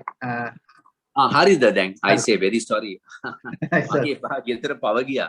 දැන් මම මේක දාගත්තා ෆෝන් එකකින් hotspot එකක් ඇතුවා. දැන් මේ අපි මොකද්ද කතා කර හිටියේ මේ ඒ කියන්නේ ඔබ කොහොමද මේ කියන්නේ මේ තාක්ෂණයත් එක්ක වැඩ කරේ කියන කාරණේ තමයි. ඔව්. ඉතින් අර මං කිව්වා අර 2001 කල්පනා කිව්ව මට මං කිව්වා නේද අපේ තාත්තා. ඉතින් ඉස්කෝලේ ස්ට්‍රයික් ඔව් 73 වීරසූරිය කියලා ශිෂ්‍යෙක් ඕගලන්ගේ පෙරදින ශිෂ්‍ය විශ්වවිද්‍යාලෙ වෙඩි තියලා මැරුවා. එයා අර මොකද ඒ කාලේ මේ මොකද ප්‍රොටෙස්ට් එකක් තිබ්බා. මේ කැන්ටින් මේ යාගේ මේ ඉස්සර අපිට කැම හිඟයක් තිබ්බා. ඒතකොට සීනි ගොඩක් සීනි තිබ්බේ නැහැ. ඉතින් සීනි පොඩ්ඩක් දෙනවා අතට අර මේ ටින්කිරි මේම කටට මේ සීනි ටිකක් අරන් තේ බොන එකයි තියෙන්නේ. එයා අර කැන්ටිමේ සීනි තරම් සීනි අර මේ කොලේ උතලා සාක්කුවේ දාගෙන ආවා වෙඩි කාලා මැරුණා. අපි A level අපේ කොටේන සාන්ති බෙනඩික් විද්‍යාලය. මම ශිෂ්‍ය නායක. එතකොට ඒක වුණාම අපේ සමහර පාසල් වල ළමයි එළියට ඇවිල්ලා බස් වලට තාර ගාලා පිස්සු කෙලියා. මම කිව්වා නෑ අපි එහෙම මේ විනයක් එක්ක අපි වැඩ කරන්නේ. කියලා එක දවසක් වෘත්තීය සමිති මේ වැඩ වර්ජනයක් කරන දවසේ අපිත් වර්ජනයක් කරා ඉස්කෝලේ. පන්ති වර්ජනයක්. ඉතින් ඒ කාලේ ටෙලිෆෝන් මුකුත් නැහැ. ඉස්සරින් දවසේ ෆුට්බෝල් මැච් එකක් තිබ්බා. අපේ බිග් මැච් වගේ එකක්.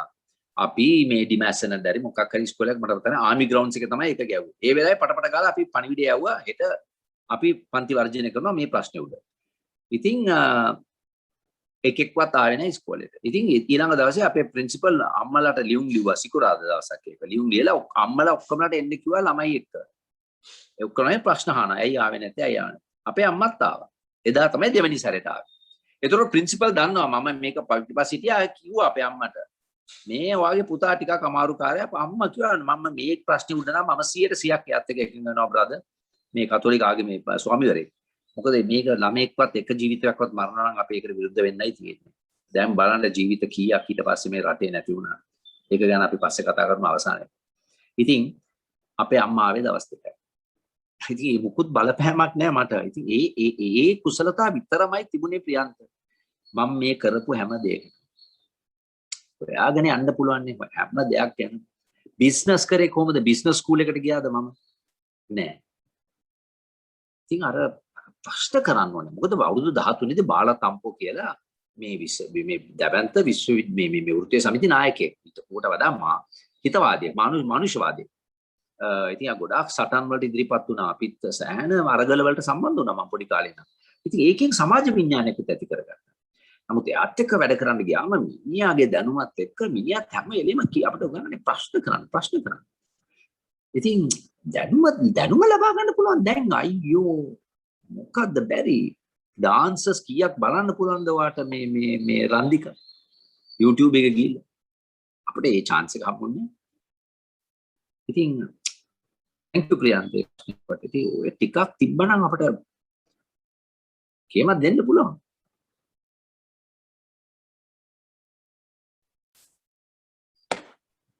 තව කාට හරි අවස්ථාවක් තියෙනවා අදහසක් හෝ ප්‍රශ්නයක් එක්ක සම්බන්ධ වෙන්න මොකක්ද?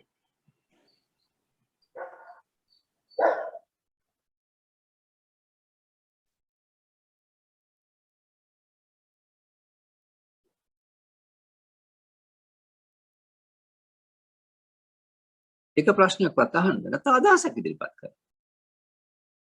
එකඟත්වයක් දෙන්නේ. මම එකඟයි නැත්නම් නෑ මම හිතන්නේ ඒක එච්චර හොඳ අදහසක් නෙමෙයි මම හිතන්නේ. කවන්නේ. අපිට ඕනේ මේ පොඩි අදහස් ටිකක් අපි ඉදිරිපත් කරා. ඒ අනුව අපි සාකච්ඡා පවත්වමු. විශ්වවිද්‍යාලෙ වෙන්න ඕනේ ඒකනේ. have a discussion.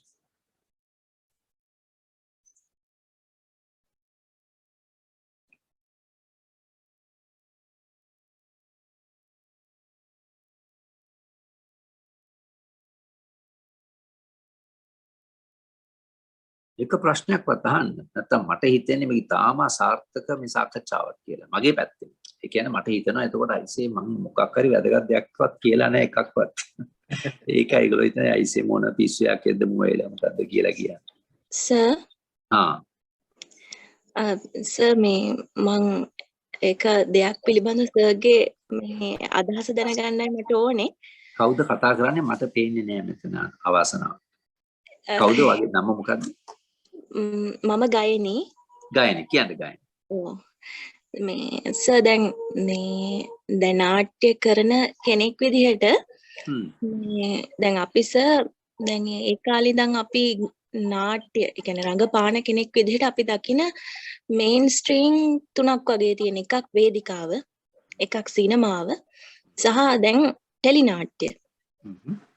දැන් අපි දැන් මේ වගේ කාලයකදී එක්ක අපි ඒක බලද්දී ඒ කියන්නේ නාට්‍ය කරුවෙක් කියන එක ඒ තුනට සීමා වෙනවද? නැත්නම් එතනින් එහාට තව කොයි වගේ දේවල්ද තියෙන නාට්‍ය කරුවෙක් කියන එක ඒ හැකියාව සහ ඒ අනන්‍යතාවය රැගෙන යන්න ඒ මේන් ස්ට්‍රීම් තුනෙන් එහාට ඒ කියන්නේ ඒ ගැන අර තවත් කොහොමද අපි ගෙනියන්නේ නැත්නම් එතනින් නවතිනවද වගේ? very good question. හරි මගේ ජීවිතේ මම උදාහරණයක් ගන්නවා. දැන් මගේ රැකියාවේ තිබිච්ච වැදගත් කාරණයක් තමයි කතන්දර කීමේ හැකියාව. ස්ටෝරි ටෙලිං ගැන අහලා තියෙනවා. Story telling. ඒ කියන්නේ දැන් මම කම්පැනි පටන් ගත්තා. දැන් මම ලොකු රස්සාවක් අතහැරලා තමයි ආවේ. දැන් මම හොඳම 12 දෙනෙක් තෝරගත්තා. ඉතින් ඒගොල්ලෝ මොකටද මේ අලුතෙන් පටන් ගන්න කම්පැනිට බැන්නේ? මම ඒගොල්ලන්ට කතන්දරයක් කියන්නේ. කතන්දරයක් කියන්නේ ගොතලා කියනෝ නෙමෙයි බයිලා නෙමෙයි. කියන්නේ වැදගත් විශ්වාස කරන්න පුළුවන් දෙයක් කියනෝනේ. මේකයි මගේ පරමාර්ථය. මේකයි මගේ විෂන් එක. මේකයි මම කරන්නේ. මෙහෙමයි අපි සමුදල් එකතු කරගන්නේ. මෙහෙමයි උගලන්ට අනාගතයක් තියෙනවා. ඒක කියන්න පුළුවන් වුණානේ මට. ඊට පස්සේ ඒක බන්ද ගත්තා. ඊට පස්සේ ඔකට සල්ලි දාන මිනිහෙක් ඉන්නවනේ. හේමා සමාගම උන්ට කියලා ස්ටෝරි එකක්. ඊට ඉස්සර අනිත් පැත්ත. ඉස්සලා ඒක වෙන්නේ. ඉස්සලා මම ඒගොල්ලන්ට කතා කරා. ඒගොල්ලෝ මේ හේමා සමාගමේ කිසිම අවශ්‍යතාවයක්වත් තිබෙන්නේ නැහැ. තොරතුරු තාක්ෂණ පිළිබඳව කම්පැනියක් හදන්නවත්. අපි ගිහලා එතන ස්ටෝරි එකක් කිව්වා මම. ඒකත් පිළිගත්තා. සල්ලි දැම්මා. මිලියන 30ක්. අන්තිමට අපි යනකොට $30 මිලියන 30ක ආදායමක් තිබ්බේ. ඒක වෙනම දෙයක්. ඉතින් පස්සේ අනිත් අය බඳ ගන්න ඕනේ ඊට පස්සේ. ඒගොල්ලෝ විශ්වවිද්‍යාලයට ඇවිල්ලා මම කතා කරා. ඇවිල්ලා කියන්න ඕනේ දැන් ඒගොල්ලෝ කලාව කරාට කමක් නැහැ එන්න අපේ කම්පියුටර් සභාවේ එන්න අපිත් එක්ක. කලාව හොඳයි අපිට. අපිට කලාව තමයි ඕනේ. ඉතින් මේ වගේ එක රස්සාවල් තියෙනවා. ඉලස්ට්‍රේටර් නැත්නම් ග්‍රැෆික්ස් ආටිස්ට් නැත්නම් සේල්ස් නැත්නම් මොකක් හරි දෙයක්.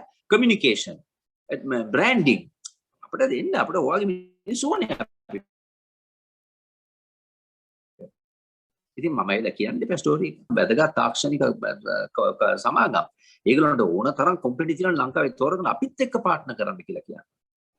ඒගොල්ලෝ විශ්වාස දෙනෙක් අපිත් එක්ක තමයි ඉස්සලම සම්බන්ධ වුණේ. අන්න මම ව්‍යාප්ත කරේ විදියට මේ ගායනී ස්ටෝරි ටෙලිං මට ස්ටෝරි එකක් කියන්න පුළුවන්. ඉතින් ඒක එක්තරා වහපු ප්‍රශ්නයක් මම දන්නේ මම වෙන තැනකට ගෙනිච්ච එක. එහෙමයි මගේ ඉතින් ඔය ඇක්ටිං වලින් ආපු දෙයක් තමයි එතනත් අර මම ඇක්ටිං කියලා හිතුවා I'm telling a story. ඒකම එකතු කරගත්තා. ඉතින් හොඳ ප්‍රශ්නයක් වහන්න. ඒ වගේම තමයි තව උදාහරණයක් මම දෙන්න අර බැංකුවක් තිබ්බයි ඇමරිකාවේ. ING savings කියලා. ඇමරිකාවේ savings company 9000ක් තිබ්බා. මේ මිනිහා පටන් ගන්නවා. ආකාඩියා කූල්මන් කියලා මිනිස්සෙක්. මිනිහා පටන් ගත්තා savings බැංකුවක්. අවුරුදු කීපයකින් නම්බර 3ට නැග්ගා ඒගොල්ලෝ. එයා කිව්වා මම බැංකු කාර්යක්වත් බඳගන්නේ මගේ කම්පැනියට. I will not hire a single. They don't know anything about buying. They don't know banking. I will hire dancers, artists, musicians, actors. ඒවා තමයි උන් තමයි මං ගන්නෙ. අන්න බලන්න. එයා දැනගත්තා මේ බැංකින් කරන්න බැංකින් ඉගෙන ගත්ත එකෙක් ඕනේ නෑ. ඒකට එයාලා ඒක දන්න දේම කරන්න මට ඕනේ වෙන විදියකට මේක කරන්න. So you see, he hired actors and dancers because they have something. මොකක්ද ඒ? ඔයගේ ප්‍රශ්නෙට උත්තර හොයන්නත් වෙන්නේ අර මං කියපු දේවල් වලින්. ඇයි ඒක තවත් ව්‍යාප්තක වෙන තැනකට ගෙනියනවා නම් මොකද්ද තියෙනෝනේ කුසලතාවය? ඔයගිලා එතන නටුමක් කරන්නේ වගේලා ඩ්‍රාමා එකක් ඇක් කරන්නේ මොකද ඒ හැංගිලා තියෙන කුසලතාව ඒ නිර්මාණශීලීභාවයද කතන්දර කීමේ හැකියාවද අන්න ඒතරට වට ඕන කැමති තැනකට යන්න පුළුවන් නේ ගායනය වගේ ඩිග්‍රී එකකින් සීමා වෙන්න ඕනේ නෑ ඒක එකතු කරගෙන ඔයා ඊට පස්සේ අලුත් සබ්ජෙක්ට්ස් ඉගෙන ගන්න ඔයාට software programming හරි ඉගෙන ගන්න පුළුවන් ගායනය ඔයා මොකද්ද කරේ ඔයා කරේ මොකද්ද ඩ්‍රාමාද නාට්‍ය හා රංගකලා රංගකලා I think බලන්න of course you can be an academic වට උගන්වන්න පුළුවන් ඒක වෙනම දෙයක් ඒ පටු විදිහට හිතනවා මම ඒක ඉතාලම වෙන පැත්තකට මං ගිහිල්ලා කතා කරා මං කිව්වේ ඒකේ හැකියාවන් කොයිතරම් දුරට ගෙනියන්න පුළුවන් වුණාද කියලා මට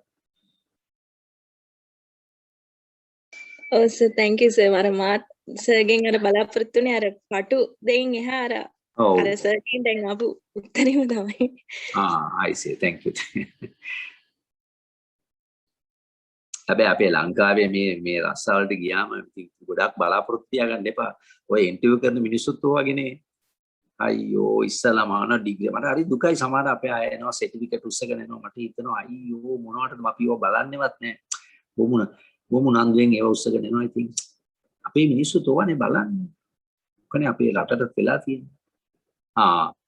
ඩිග්‍රී ෆස්ට් ක්ලාස් ඩිග්‍රී අපි මම ඩිග්‍රී දිහා තාක්ෂණය ටිකක් දන්නවනම් හොඳයි එක්තරා ඒ රැකියාවන් හැටියට software programming කරන්න software degree එකක් ඕනේ නෑනේ ඌට මීටර එකක් තියෙනවනේ ඌට මොලයක් තියෙනවනම් මේක coding ඌට වැටෙනවනම් ඔළුවට ඒ pattern එක ඌ දෙනවා ඊට පස්සේ වැඩේ ඉතින් හොඳම programmers ලෝකේට programmers ඒගොල්ලෝ විශ්වවිද්‍යාලය ගිහලා ඉගෙන ගත්ත අය නෙමෙයි ඉතින්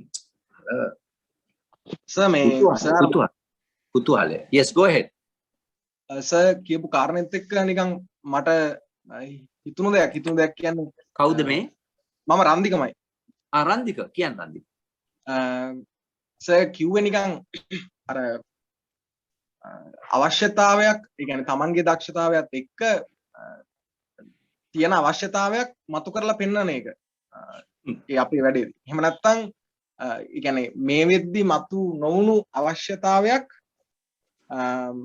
ඒක අවශ්‍යතාවයක් විදිහට නිර්මාණය කිරීම කියන කාරණය. එහෙමද? ඔව්. ඒ කියන්නේ මගේ කුසලතාවය මම අවශ්‍යතාවයක් හැටියට ඉදිරිපත් එහෙම නේද ඔයා කිව්වේ නන්දි? ඔව් සර්. ඔව්. මේ දැන් අපි උසස් පෙළ කරන කාලේ තිබ්බේ නෑ මේ උසස් පෙළ විභාගයට දැන් නමුත් ස්ටෝරි ටෙලිං කියලා වෙනම එනවා මේ විභාගයට. මොකද්ද එන්නේ රන්දික නාට්‍ය රංග කලාවට සබ්ජෙක්ට් එකට තියෙනවා ස්ටෝරි ටෙලිං කියලා ලකුණු 15ක් හම්බෙන්නේ ප්‍රැක්ටිකල් එක. fantastic මොකද මම නම් හිතන්නේ ආර්ට්ස් වල තියෙන විශේෂම දේ තමයි you are telling a story you know any type of art you do when you tell a story otherwise you provoke people to think පොඩි නන්ද කැතිකරනෝගේ ඔළුවේ මේ ගැන පොඩ්ඩක් කල්පනා කරන්න so ඒ දෙක තමයි වැදගත් වෙන්නේ ඒක තමයි කියන්නේ දැන් අන්තිමට මම කියන්නේ art is a human act මනුෂ්‍ය ක්‍රියාවක් ඒක තියෙනවා risk තියෙනවා අවදාන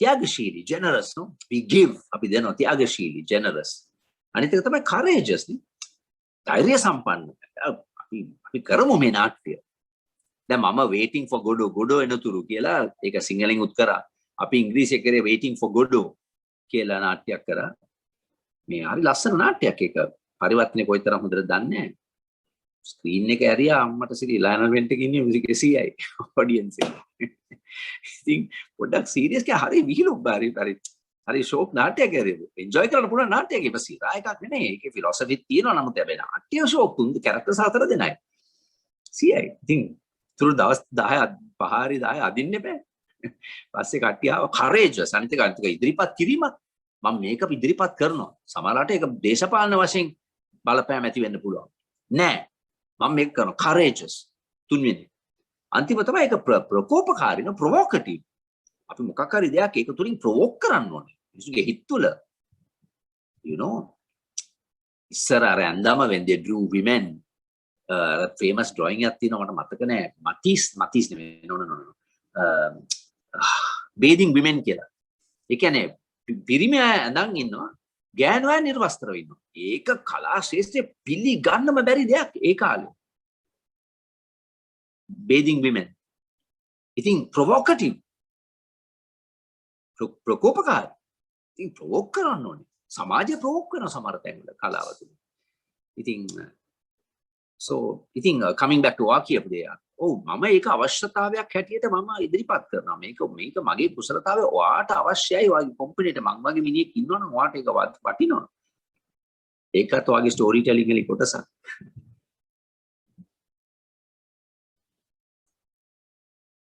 පහයි අපිට පොඩ්ඩක් මට නම් වෙලා තියෙනවා. තව පැය භාගයක් වුණත් කමක් නැහැ. අපිට තව පැය භාගයක් කාලයක් තියෙනවා.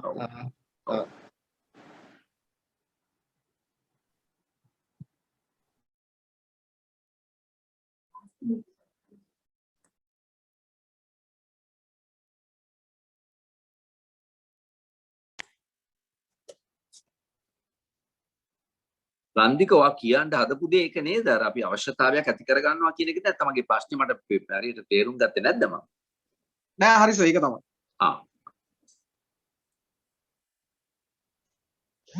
මේ මගේ යාළුවා ඉන්නවා මෙතන මගේ අර කියපු අර නිර්මාණශීලයා මේ එක එක දේවල් කියනවා මෙතන ඉඳගෙන. එයා තමයි කිව්වේ අහන්න කියලා. ඔයා අහන්න දැන් එයාගේ හරියට ප්‍රශ්නෙට උත්තර දුන්නද කියලා. මල වාතයක්. සර් මේ දැන් මම නිකන් ආපහු ප්‍රශ්නයක් විදිහට හෝ සාකච්ඡාවක් විදිහට මතු කරගන්න පුළුවන් කාරණයක් විදිහට මේක අහන්නේ. ඒ කියන්නේ දැන් අපි ආර්ට් කරද්දී සහ ඒ කියන්නේ වැඩ කරද්දී දැන් අපි එක පැත්තකින් ආර්ථික අරගලයක ඉන්නවනේ. විදිහට දැන් මේක එක පැත්තකින් අර රැකියාව කියන එකටත් යම් සම්බන්ධතාවයක් තියෙනවා. එතකොට කොහොමද ඒකට මුහුණ දෙන්නේ? ඒ කියන්නේ ඒ අරගලය ඒකට කොහොමද මුහුණ දෙන්නේ? එතනදී මේ දෙපැත්තම නඩත්තු කරන්නේ කොහොමද වගේ එකක්. සහ සර්ගේ අත්දැකීමුත් එක්ක දැනගැනීමේ අවශ්‍යතාවයක් තියෙනවා. දැන් මම මේ රැකියාවට යනකොට මට අර මේ ලොකු මේ එක්ස්පේම් මොකද්ද කියන්නේ ඇම්බිෂන්ස් කියන්නේ මොකද ඇස්පිරේෂන්ස් අභිලාෂයන් තිබ්බේ නෑ මට. ඒ කියන්නේ දැන් මං ගයක් හදන්න ඕනේ ඊළඟ අවුරුද්දේ කාර් එකක් ගන්න ඕනේ ඊට පස්සේ ළමයි දෙන්නෙක් හදන්න ඕනේ. එහෙම ලොකු අභිලාෂයන් තිබ්බේ නෑ. මගේ ජීවිතේ යන විදිහේ මාර්ගයේ තමයි මම ගියේ. ඉතින් පොඩි වාසනාවකුත් තිබ්බා. ඒ කියන්නේ දැන් මම බැන්දම දැන් මගේ බැඳපු නෝනාගේ ගෙදර ඒගොල්ලෝගේ ගිහේ පදිංචියට ගියේ මම. ඒගොල්ලන්ගේ මාමා මේ ඒගොල්ලන්ගේ අම්මා තාත්තට එතන සල්ලි තිබ්බේ නෑ. මාමා ඇවිල්ලා මේ හයිකෝට් ජජ් කෙනෙක්. එතකොට යාට ඉතින් ඊට පස්සේ ආයින් වෙලා ලෝයර් කෙනෙක් සල්ලි ටිකක් තිබ්බා. ඉතින් පොඩි සපෝට් එකක් ආවා එහෙන්. නමුත් ඉතාම සරල ජීවිතයක් මගේ. බස් එකේ ගියේ පටන් ගත්තා. ඉතින් මට ඒ අභිලාෂය නෙමෙයි මට තිබුණේ. ඉස්සලාම මම බැඳුනේ මේ අපේ මේ ස්ටේට් බැංක් ඔෆ් ඉන්දියා බැංකුවේ. ඇයි බැඳුනේ? බැංකුව වැඩ කරන්න උනන්දුව නිසා නෙමෙයි වෘත්තීය සමිති වැඩ කරන්න. මට හිතුණා බැංකු සේවක සංගමේ මට පොඩි වැඩක් කරන්න පුළුවන්. ඒකයි මගේ අවශ්‍යතාවය වුණේ. නමුත් මම බැංකු වැඩේ නියමට කරා. මගේ යාළුවෙක් හිටියා. මිනිහට අල්ලපු බැංකුවේ මේ හොංකොං ඇන්ඩ් ෂැන්ග්හායි මිනිහව බැංකුවෙන් අස් කරා. මිනිහත් වෘත්තීය සමිති වැඩ කරන්න ආපු එකේ. මේක තමයි මවත් ඇදලා දැම්මේ ස්ටේට් බැංක්. ඊටවා මෙහාට එන්න මොකද අපි එකම පක්ෂයේ හිටියේ. මූගේ රස්සාව නැති. ඇයි? මිනිහා වැඩ කරන්නේ නැහැ.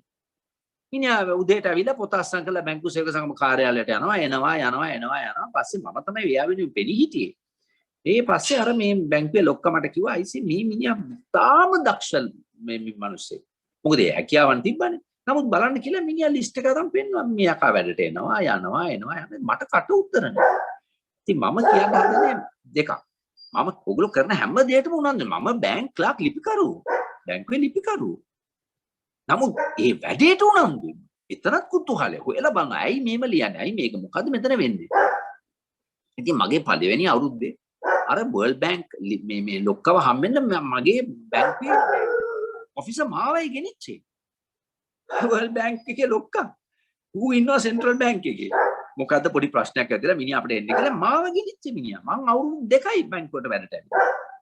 ඉතින් අපි යන තැනට අපි මේ වැඩේ දෙන්න ඕනේ නියමට. you see. ඉතින් sorry වා මොකද්ද වා හැව්වේ මේ මට පොඩ්ඩක් මගේ ට්‍රෙන්ඩ් එක ගියා. හරි හරි මට එතනින් ටච් වුණා. ඒ කියන්නේ අපේ ආර්ථික හරි එතකොට මං කියන්නේ ලොකු අභිලාෂයක් තිබ්බේ නැහැ. කාර් එකක් ගන්න ඕනේ බස් එකේ ගියා. අවල් සෑහෙන කාලයක් ගියා. ඊට පස්සේ තාම පොඩි. ඒ රස්සාවත් මම රුපියල් 25000ක දාම්මනා. මම කිව්වා ඕකේ very good. එතනත් මට වෑන් එකක් දුන්නා. දවසක් ළමයි ඉස්කෝලේ යනකොට වෑන් එක අරන් ගත්තා. ඉතින් මම පාරයි නේද? ඒ කාලේ නාට්‍ය දෙකුත් කරලා මිනිස්සු තඳුරන ගිරය නාට්‍ය කරලා තිබ්බා.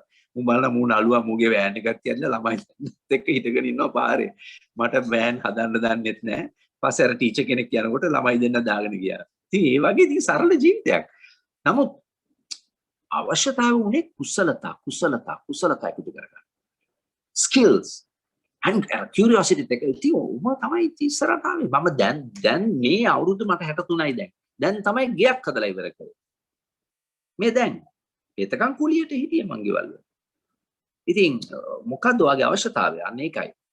you see ඉතින් ඉස්සලාම කියනවා නම් මම හොඳ ජොබ් එකක් කරන්න ඕනේ. ඉතින් නමුත් මට තේරෙනවා ඔයගොල්ලන්ගේ අම්මලාත් ඔයගොල්ලන්ගේ විශ්වවිද්‍යාලේ යන්නේ ඉතින් මොකක් හරි ජීවිතයේ දියුණුවක් ඇති කරගන්නනේ. ඉතින් මට තේරෙනවා ඒක. නමුත් ඒකම පස්සෙන් ගියොත් සමහරලාට අපිට තියෙන මාර්ගයන් අපිට මඟ අරින්න පුළුවන්. You see we might take a different road, you know. අර road එකෙන් ආපු හින්දා මම යූනියන් අරවා මේ ගිහිල්ලා ආපු නිසා මට ඊට වඩා chance එකක් තිබ්බා වෙන දෙයක් කරන්න. ඉතින් ඕගලන්ට එහෙමයි කරියර් කියන්නේ අපි ඕගලන්ගේ ඩිග්‍රී එක නෙමෙයි ඕගලන්ගේ කරියර් එක හදා ගන්න පුළුවන්. What skills do you have? That's what matters, you know. ඒකයි රන්දි. වෙන කවුරු හරි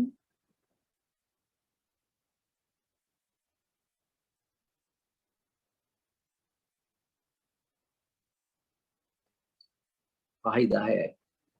තව ප්‍රශ්නයක් තව එක ප්‍රශ්නකින් අපි නවත්වමු. කාන්තා ප්‍රශ්න වේදී ප්‍රශ්න ආවෙන්නේ. ගායනි කතා කරා, නිරූෂා කතා කරා, කවින්දයක් කතා. Oh good, three women. Good. කවුද මේ? සර් මම උදේශිකා. උපේක්ෂිකා. Yes. උදේශිකා. කියන්න උදේශිකා. ඒකන්සර් කතා කරපු දේවලුත් එක්ක මට පැහැදිලි කලාව කියන්නේ හරියට නිකන් ආයුධයක් වගේ. මම දන්නේ මම මේක කියන එක කොච්චර සාධාරණද කියලා.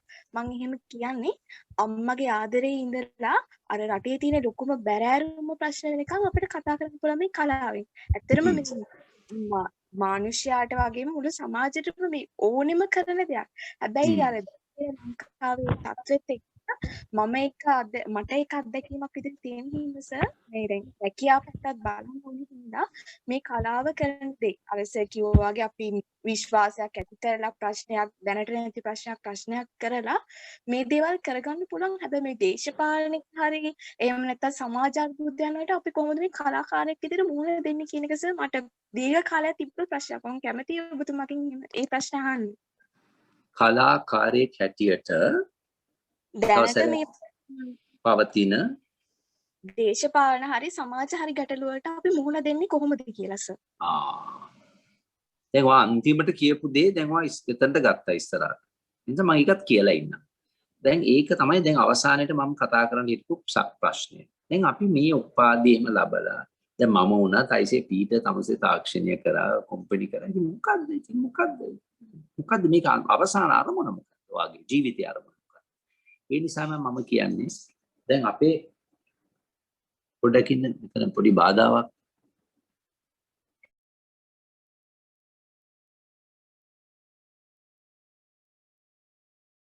ඉතින් මේ හරිද මම දැන් නැවත ඇහෙනවද?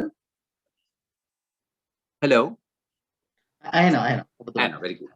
එතකොට දැන් මම දැන් අවසානට එන්නේ හිටියේ දැන් අනිත් ඒකයි ප්‍රශ්නේ. දැන් අපි මේ ජීවිතේ පරමාර්ථය මොකද්ද? දැන් අපි දැන් මම රස්සාවක් කරා කියලා තාක්ෂණය කරා 250 රස්සාව තිබුණා.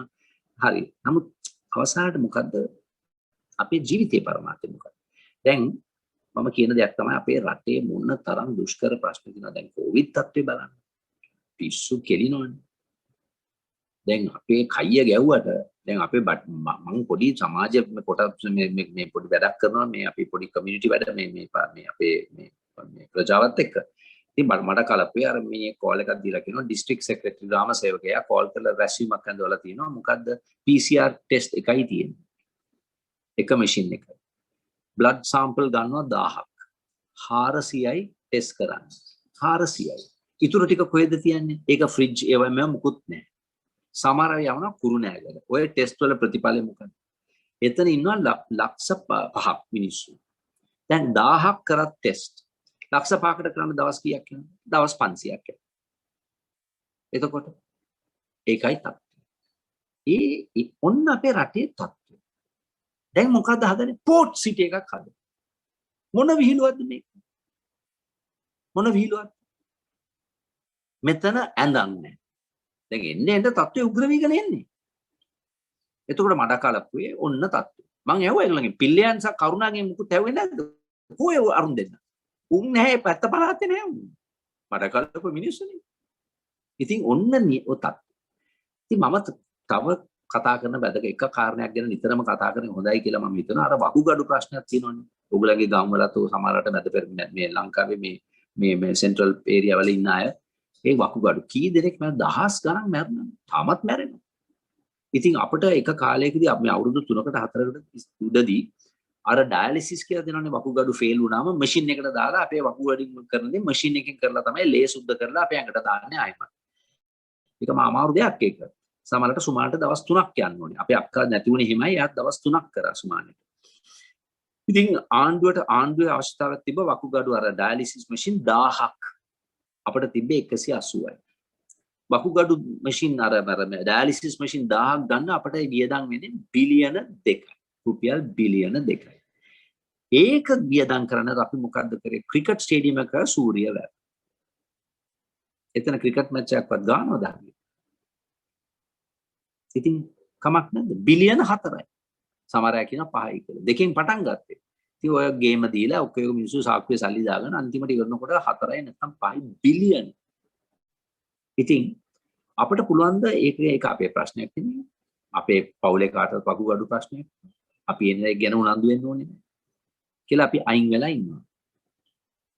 නැත්නම් අපි මේක ගැන අපි පොඩ්ඩක් හරි මොකද ඕගලන්ට අනිත් අයට වඩා ඕගලන්ට මොකක් හරි විශේෂත්වයක් තියෙන අඩු ගානේ විශ්වවිද්‍යාලේ ගියානේ. මොකක් හරි දක්ෂතාවයක්. ඉතින් කලාකාරයෙක් වුණත් නැත්නම් අපි මේක ගැන හිත දෙන්න ඕනේද නැද්ද? ඒකයි මම කල්පනා කරන්න තියෙන්නේ. විශේෂයෙන් කලාකාරයෝ හැටියට එතකොට ඔයගොල්ලන්ගේ ආර්ට් එකේද අද මගේ දුවගේ බැඳලා ඉන්න කෙනත් ඒ කතා කරා. එයා කියනවා දැන් එයාට පොඩි වත්කමක් තියෙන ඇමරිකන් ජාතිකයෙක්. එයා කියනවා අපි කලාව මාර්ගයෙන් අපි මේ සමහර ප්‍රශ්න මතු කරන්න එයාට සල්ලි ටිකක් වියදම් කරන්න කියලා. පැට්‍රනේජ් අපි කිව්වේ අනුග්‍රහකයෙක් හැටියට එයාට වැඩ කරන්න පුළුවන්.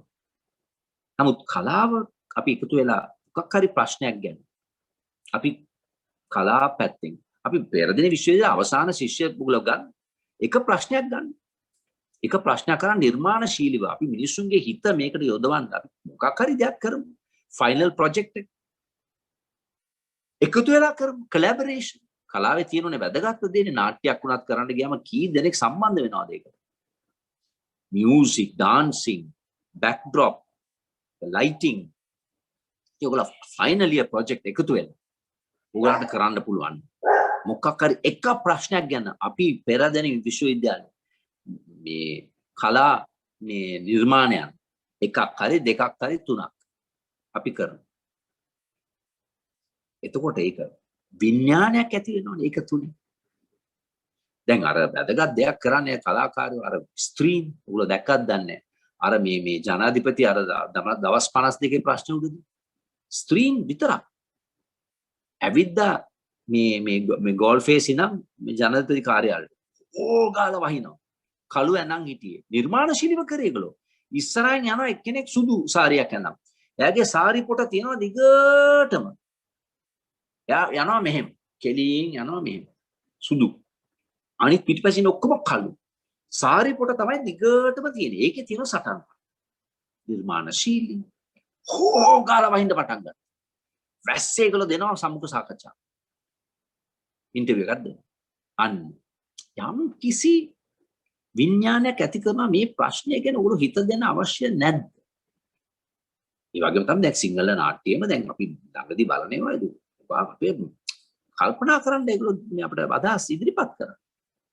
ඉතින් කලාකාරයෝ වුණත් නැතත් අපි මිනිස්සු හැටියට අපට අන්තිමට හුස්ම එලන්න සත්වර 30ක් තියෙනවනේ මොකක් ගැනද අපි හිතන්නේ? අපේ ඩිග්‍රී එක ෆස්ට් ක්ලාස් ද සෙකන්ඩ් ක්ලාස් ද අරකද ගෙවල් හැදුවද ඒවා මේවා නෙමෙයි අපිට හිතන්න පුළුවන් නම්. අයිසේ අඩුම තරමින් මම ලෝකේ තියෙන මේ අපේ රටේ තියෙන එක ප්‍රශ්නයක් ගැනවත් මම මොකක් හරි දායකත්වයක් දුන්නා කියලා හිතනවා නම් එතකොට අපිට ඇස් වහ ගන්න පුළුවන් අයිසේ මගේ ජීවිතය ටිකක් වටිනා ජීවිතයක්. මගේ ජීවිතේම හොඳට ගත කරා. හොඳට ජීවත් වුණා කියලා අදහසක්. ඉතින් ඒකයි මට අවසානයේ ඔයගලන්ට කියන්න තියෙන්නේ මම ඔයගලන්ගේ මේ අනාගතයට ප්‍රාර්ථනා කරන සුබ අනාගතයක් දෙයි කියලා. ඒ වගේම මම කල්පනා කරන්නයි තියෙන්නේ ඔයගලන්ට. මොකද්ද මගේ පරමාර්ථය? මගේ ජීවිතය. මොකක් වෙනුවෙන්ද මම මගේ ජීවිතේ කැප කරන්නේ?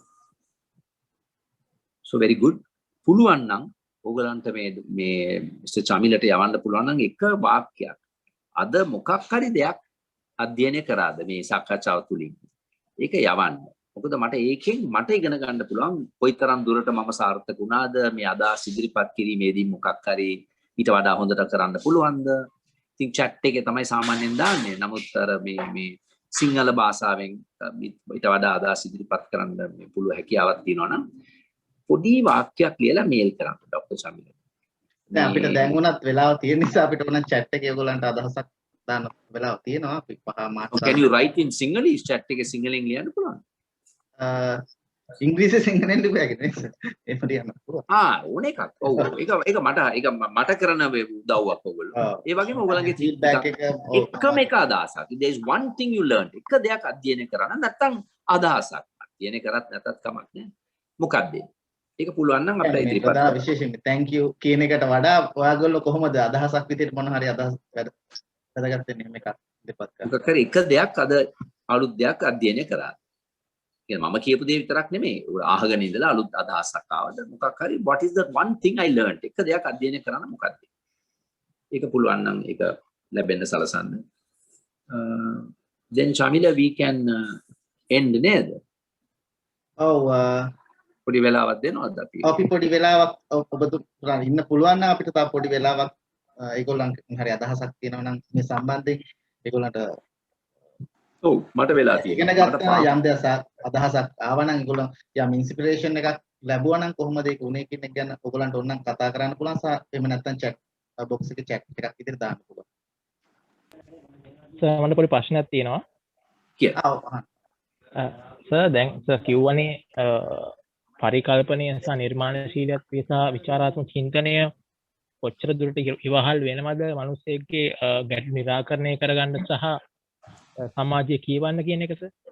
එතකොට සර් මට තියෙන ප්‍රශ්නේ දැන් තියෙන්නේ මේ දැන් අද සමාජයේ මුගක්ම සර් මේ කියවන්න නෑනේ. කියන්නේ මං කියන්නේ පොත් කියවීම එතකොට චිත්‍රපටයක් බැලීම වගේ දේවල් වෙන්නේ නෑනේ. ඒ කියන්නේ අවුන්දර වගේ දේවල් අතහැරලා තියෙන මේ තරංකාර සමාජයත් එක්ක. ඔව්. සර් අපි කොහොමද විචාරාත්මක චින්තනය සහ නිර්මාණශීලීත්වය ගැන හිතන්නේ අර දෙක නැතුව? හොඳ ප්‍රශ්නයක්. ඒ කියන්නේ අපිට එහෙම බෑ නේද සර්? ඒ කියන්නේ මේ අධ්‍යාපන රටාවෙන් ඒ දෙක කඩලා නේද සර් තියෙන්නේ. ඒ කියන්නේ හොඳ කඩලාන තියෙන සර් ඒක ළමයින්ට ඉතීමේ කියන දේ දැක්කම සොයාගෙන යන්න. ඔව්. ඔව්. කොහොමද ඒක දකින්නේ සර් හිතන්නේ?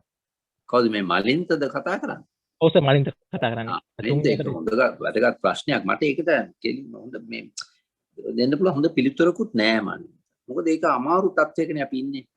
මොකද අපේ දැන් ඒක දැන් එකපාරටම උදේ පාන්දර නැගිටලා වා නිර්මාණශීලීව මේ විචාරාත්මක චින්තනයක් ඇති වෙන්නේ නෑනේ. ඒක මට්ට කරලා වා කතාපන් කතා කරන්න එපා මෝඩයන්ව ප්‍රශ්න අහන්න එපා කියලා ෆුල් මට්ටම කරලා තියනවනේ එකපාරටම කොහොමද ඒක ඇති වෙන්නේ? ඒකට ඒක ඇති කරන්න අමාරුයි. නමුත් අපිට උත්සාහයක් දරන්න පුළුවන්. මොකද අපිට වෙන කොහෙවත් යන්න ඕනේ නෑනේ. අපිට අපේ බලන්න අපේ කාලාම සූත්‍රයේ තියෙනවා. මොකද්ද තියෙන්නේ? විචාරාත්මක විදිහට හිතන්න සරල දෙන්නේ කියලා.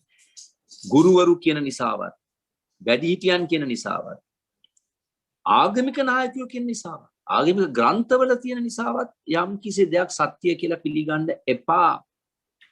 ඒක තමුන්ට සත්‍යද කියලා පටා ගන්නයි තියෙන්නේ. ඉතින් අපි පන්සල හැමදාම දහම් පාසල්. ඔය දහමේ කියලා දෙන්නේ නැහනේ. ඒකනේ පටන් ගන්න ඕනේ. පළවෙනි ලෙසන් එක වෙන්න ඕනේ ඒක. කාලාමසු. විචාරාත්මක විදියට සිටීමේ හැකියාව.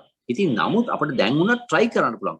මිනිස්සු ඕගලන්වත් යොදවනෝනේ. දැන් ඕගලන්ට කියලා කවුරු හරි ඇවිල්ලා කිව්වොත් විශ්වවිද්‍යාලේ අඩෝ හෙටර් ගිහිල්ලා අර මේ පෙර දිනේ පැත්තේ මුස්ලිම් කඩවල කාරෝ පිස්සු ගෙල්ලලා තියෙන 4-5 දෙනෙක් අපි උන්ට ගහලා අපි ගිහලා ගාමු සෙට් එකම යනවනේ. නැත්නම් පොඩක් මොකද්ද බම්බට තියෙන දත්ත මොකද්ද දත්ත තියෙනවා.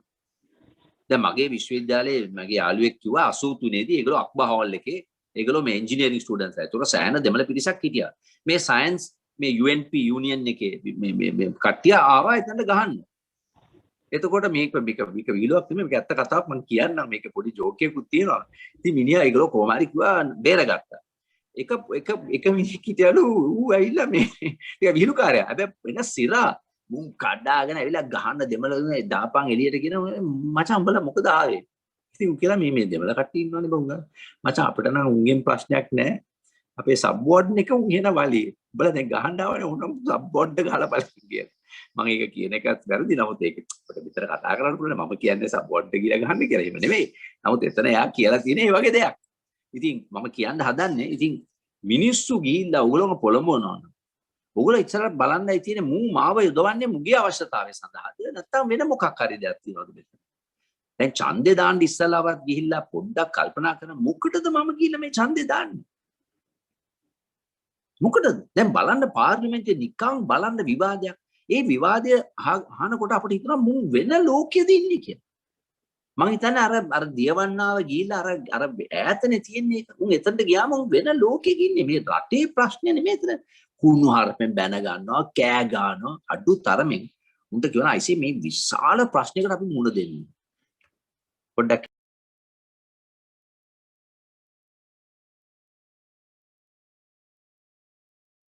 ඉතින් මේ මම කියන්නේ මේ ඉතින් මේ නිදාස් මේක එන්නේ කියවීමෙන් විතරක් නෙමෙයි කියන එකයි මම කියන්නේ. පොත් කියුවට ඒක එන්නේ නැහැ. හොඳයි කියවන්න. නමුත් ඊට වඩා අපිට තියෙන අන්තුතරමේ මේ ප්‍රශ්නේවත් අහන්න මොකද්ද මේක? අන්න ඒකයි මම කියන්න හදන්නේ. very good. මහාන ප්‍රශ්නේ හරි වැදගත්. ඉතින් හරි අමාරුයි මේ sorry වගේ නම් මොකද්ද ඔය කිව්වේ? මලින්ත. හරි අමාරුයි අපිට එකපාරට මේක හදා ගන්න පුළුවන්ද කියලා. නමුත් අපි බෑ කියලා පැතරලා ඉන්න හොඳත් නෑ. අපි උත්සාහයක් දරන්න ඕනේ. අඩු තරමේ යම් කිසි වෙලාවක අපි අහන්න ඕනේ අයිසේ මොකද්ද දැන් මේක? මේක ගැන පොඩ්ඩක් හොයලා බලන්න. ඉතින් of course පොත් කියවීමෙන් නාට්‍ය වලට සම්බන්ධ වීමෙන් සහ movies එම බලලා එහෙම තමයි අපි මොලේ වර්ධනය කරන්නේ. නමුත් මම සතුටුයි කීප දෙනෙක්ම කිව්වා අද ඔයගලන්ගේ විශ්වවිද්‍යාලයේ මේ කලා අංශේ අඩු තරමේ ටික යම් කිසි විදිහකට අපි පොඩ්ඩක් අපි මොලේ වර්ධනය කරලායි තියෙන්නේ. අපිට අලුත් දෙයක් අපි ඉගෙනගෙන තියෙනවා. අලුත් විදිහට මේ ප්‍රශ්න දිහා බලන්න. ඉතින් අපි උත්සාහයක් දරමු. හැම එකකටම මම කියන්නේ ඒ උත්සාහය දරන්න. challenge කරන්න. ප්‍රශ්න කරන්න.